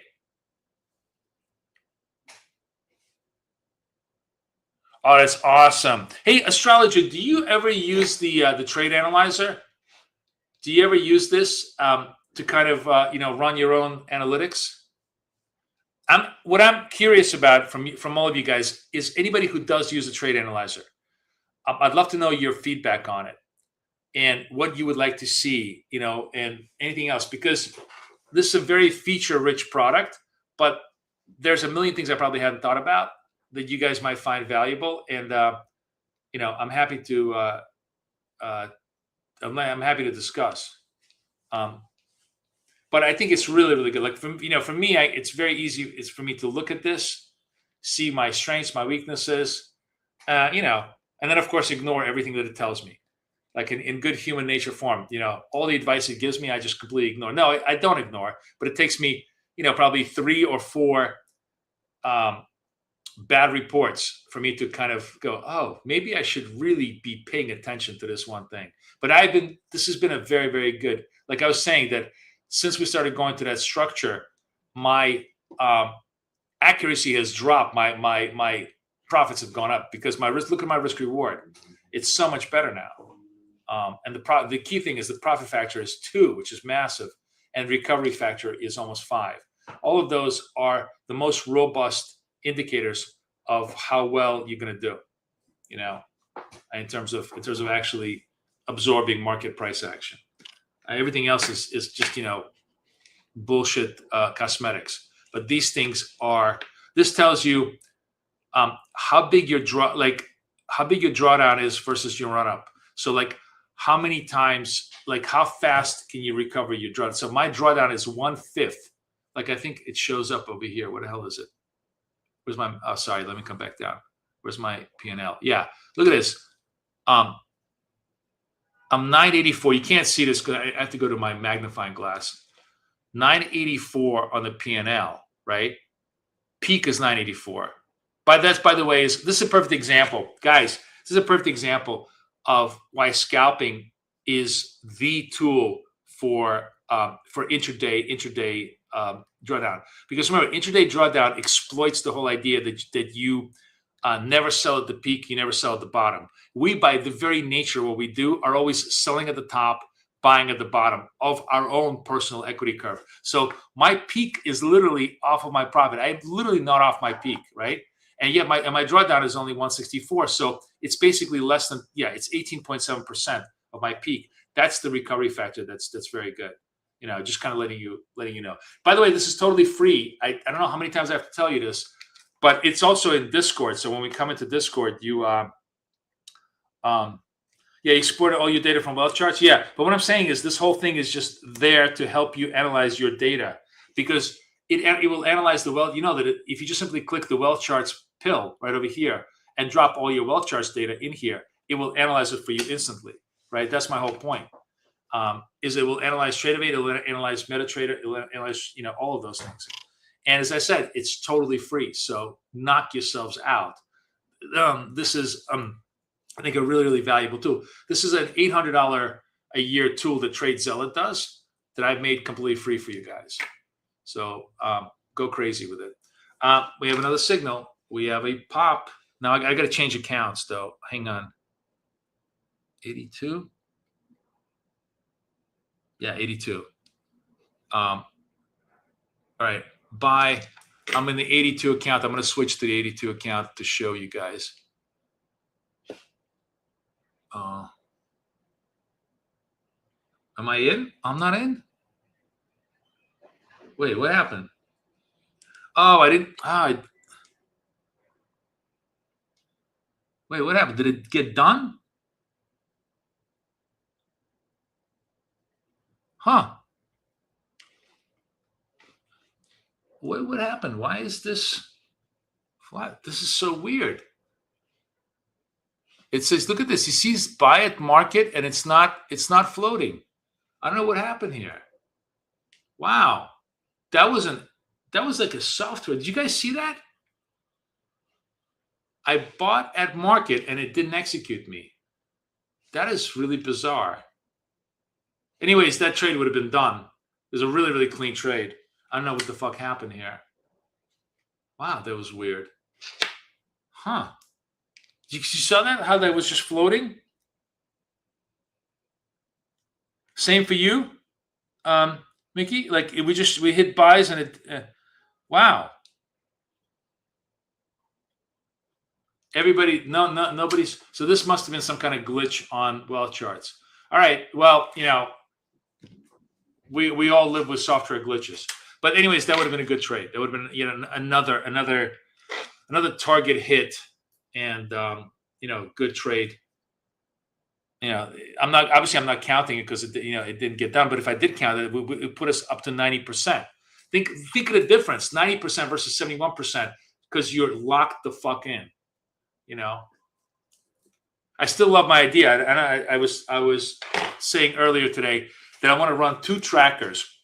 One tracker is the lock-in trades, and the other tracker is the fuck-up trades. Those are the trades where you're chasing momentum. You're late to the game. You're like, I don't have a signal, but I kind of want to trade. Like every reason for all the things you do that are off the books trades that should never be allowed, they should be in a tracker too, because then you can just see amalgamated average, and you can see the reason why, where the progress is and where the declines is. Because I guarantee you the fuck up trade tracker is where 90% of my losses lie. As you can see, because London was pretty much full of fuck up trades, and New York has just been all lock-in trades with just one exception, right? So it's just really funny. It's funny to see it live behaviorally, because it's so true, right? We all know it intellectually, but it really, really becomes concrete when you see it physically, and how true it is in terms of how we act.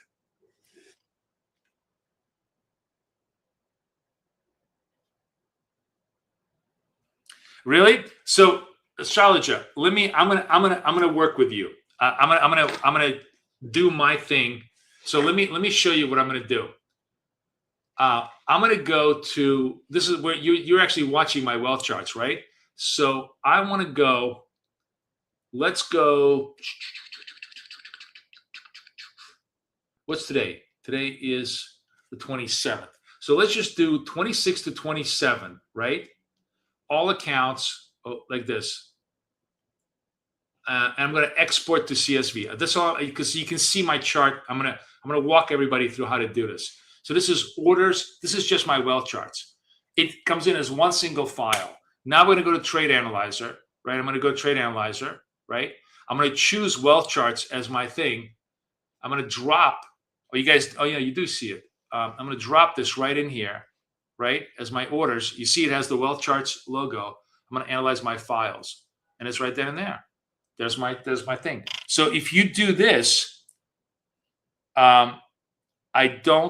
I think you should be fine. If something is not working, it's because you didn't go those clean steps. It's one single file. You export it, you drop it in here, and it should hopefully work. So hopefully that's useful for you.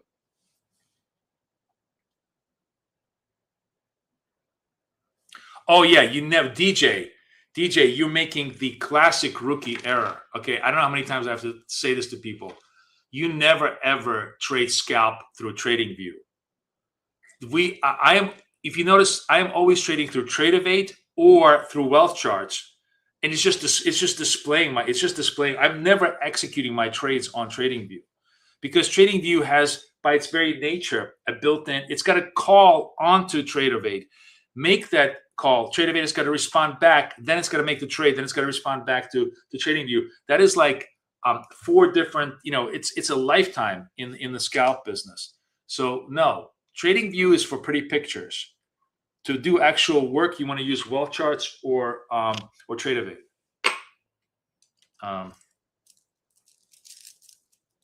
Right? So yeah, just do not make that rookie error of using TradingView for trading. TradingView is just for pictures.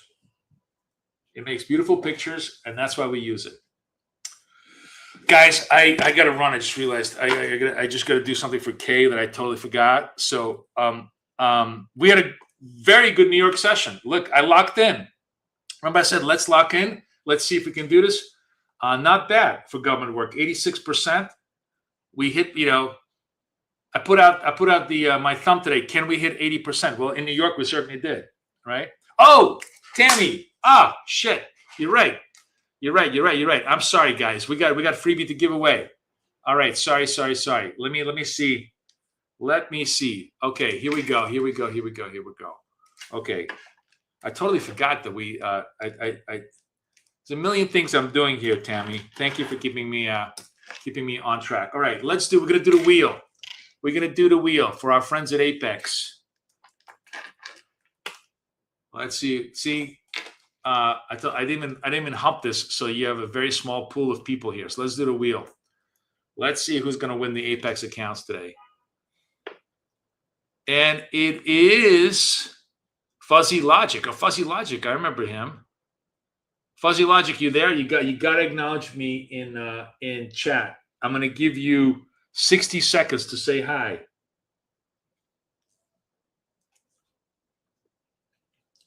If not, I'm going to rerun it. So you got 60 seconds to come say hi to me. You got to be in it to win it, my friend.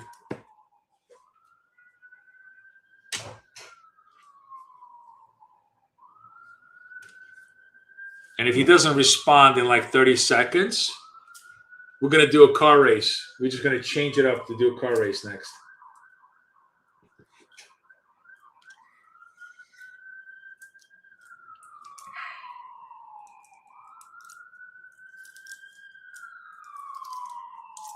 Fuzzy Logic, you left us. No? All right. I guess Fuzzy no more. Now it's Clear Logic. Okay. So Fuzzy Logic is done. We're going to do horse race now for our friend. No, car race. I want to do car race. Let's do car race. Let's see who's going to win this one. Is he here? Nope. Okay. There we go. Zia's leading, but who's going to win? Oh, Anforula. Are you there, my friend? Anforula. I'm going to give you another minute. If I don't hear from you, we're going to do horse race next. And if nobody responds in horse race, nobody gets anything. No pie for you. No soup for you guys.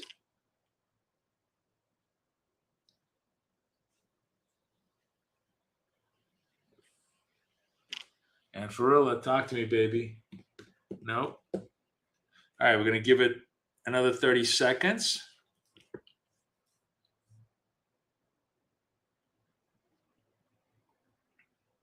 Yeah, it was a really good day today, Richard. I mean, when I lock in, scalping really, works. It's a lot of fun. All right, and for roulette, no go. So we're going to do now, last one, guys, horse race. We're going to do horse races here. Let's see. Apex. All right, let's start. Let's start. Wally, English. Where's English? English, I haven't heard from him today. And Farula again. Oh, no. Tony! I know you there. I know you there. Tony! I know Tony is there because he was talking to me earlier today. Anyways, Tony, just email Kathy, contact.bktraders.com, say you're the winner, and you get it. Oh, Fuzzy Logic, you're late, my friend. I told you needed to be there. There's English. Sorry, ma'am. Fuzzy Logic, you are 2 minutes too late. But I feel bad, and I got a lot of accounts, so I don't want to be a dick. So you email too. So Tony wins one, and Fuzzy Logic wins one. You guys email us, and we'll give you two. All right, each one, everybody gets the. See, Trade Analyzer worked this time, right? I just needed to show you. I know it's like everything else, you just got to show it once. Those of you guys who want to use Trade Analyzer, like I said, it's totally free. Go nuts! I just showed you exactly how to use it for well charts. For Tradeovate, you simply import every single account one at a time and just drop it right in. It's super easy. Everybody, no, not everybody. Just Fuzzy Logic, because he truly won fair and square. He's just late. Just email us, and Tony, email us, and we're good to go. And where's the charts? And actually, the irony of the whole thing is probably now we're going to get about an hour and a half of really good trading, really good, scalp signals. Which I'm going to go. But look at this. Like even right here, this would have been a nice winner. This is when when I have time. This is really where I make 90% of my money in the next 90 minutes. Which is why I kind of really want to do that 9:30 to 11:30 trade. Anyways, guys, everybody have enjoyed. If you QR this thing, I totally forgot. If you're looking at my oh no, you don't see it. If you QR this, or QR this, where am I? Where's Tony? Yeah, right here. If you QR this, you will be able to get all the discount, like the proper name and the proper discounts of every single prop firm we have, right? But for Apex, it's BK Safe. Just this is the easiest way to get to the page. You replied twice. We didn't see. We just only saw you 5 minutes ago. But it doesn't matter. You're good to go. Email me, and Tony also email me. Right, Tony? You heard me. You won the contest too. So you guys get free Apexes. Go nuts on that.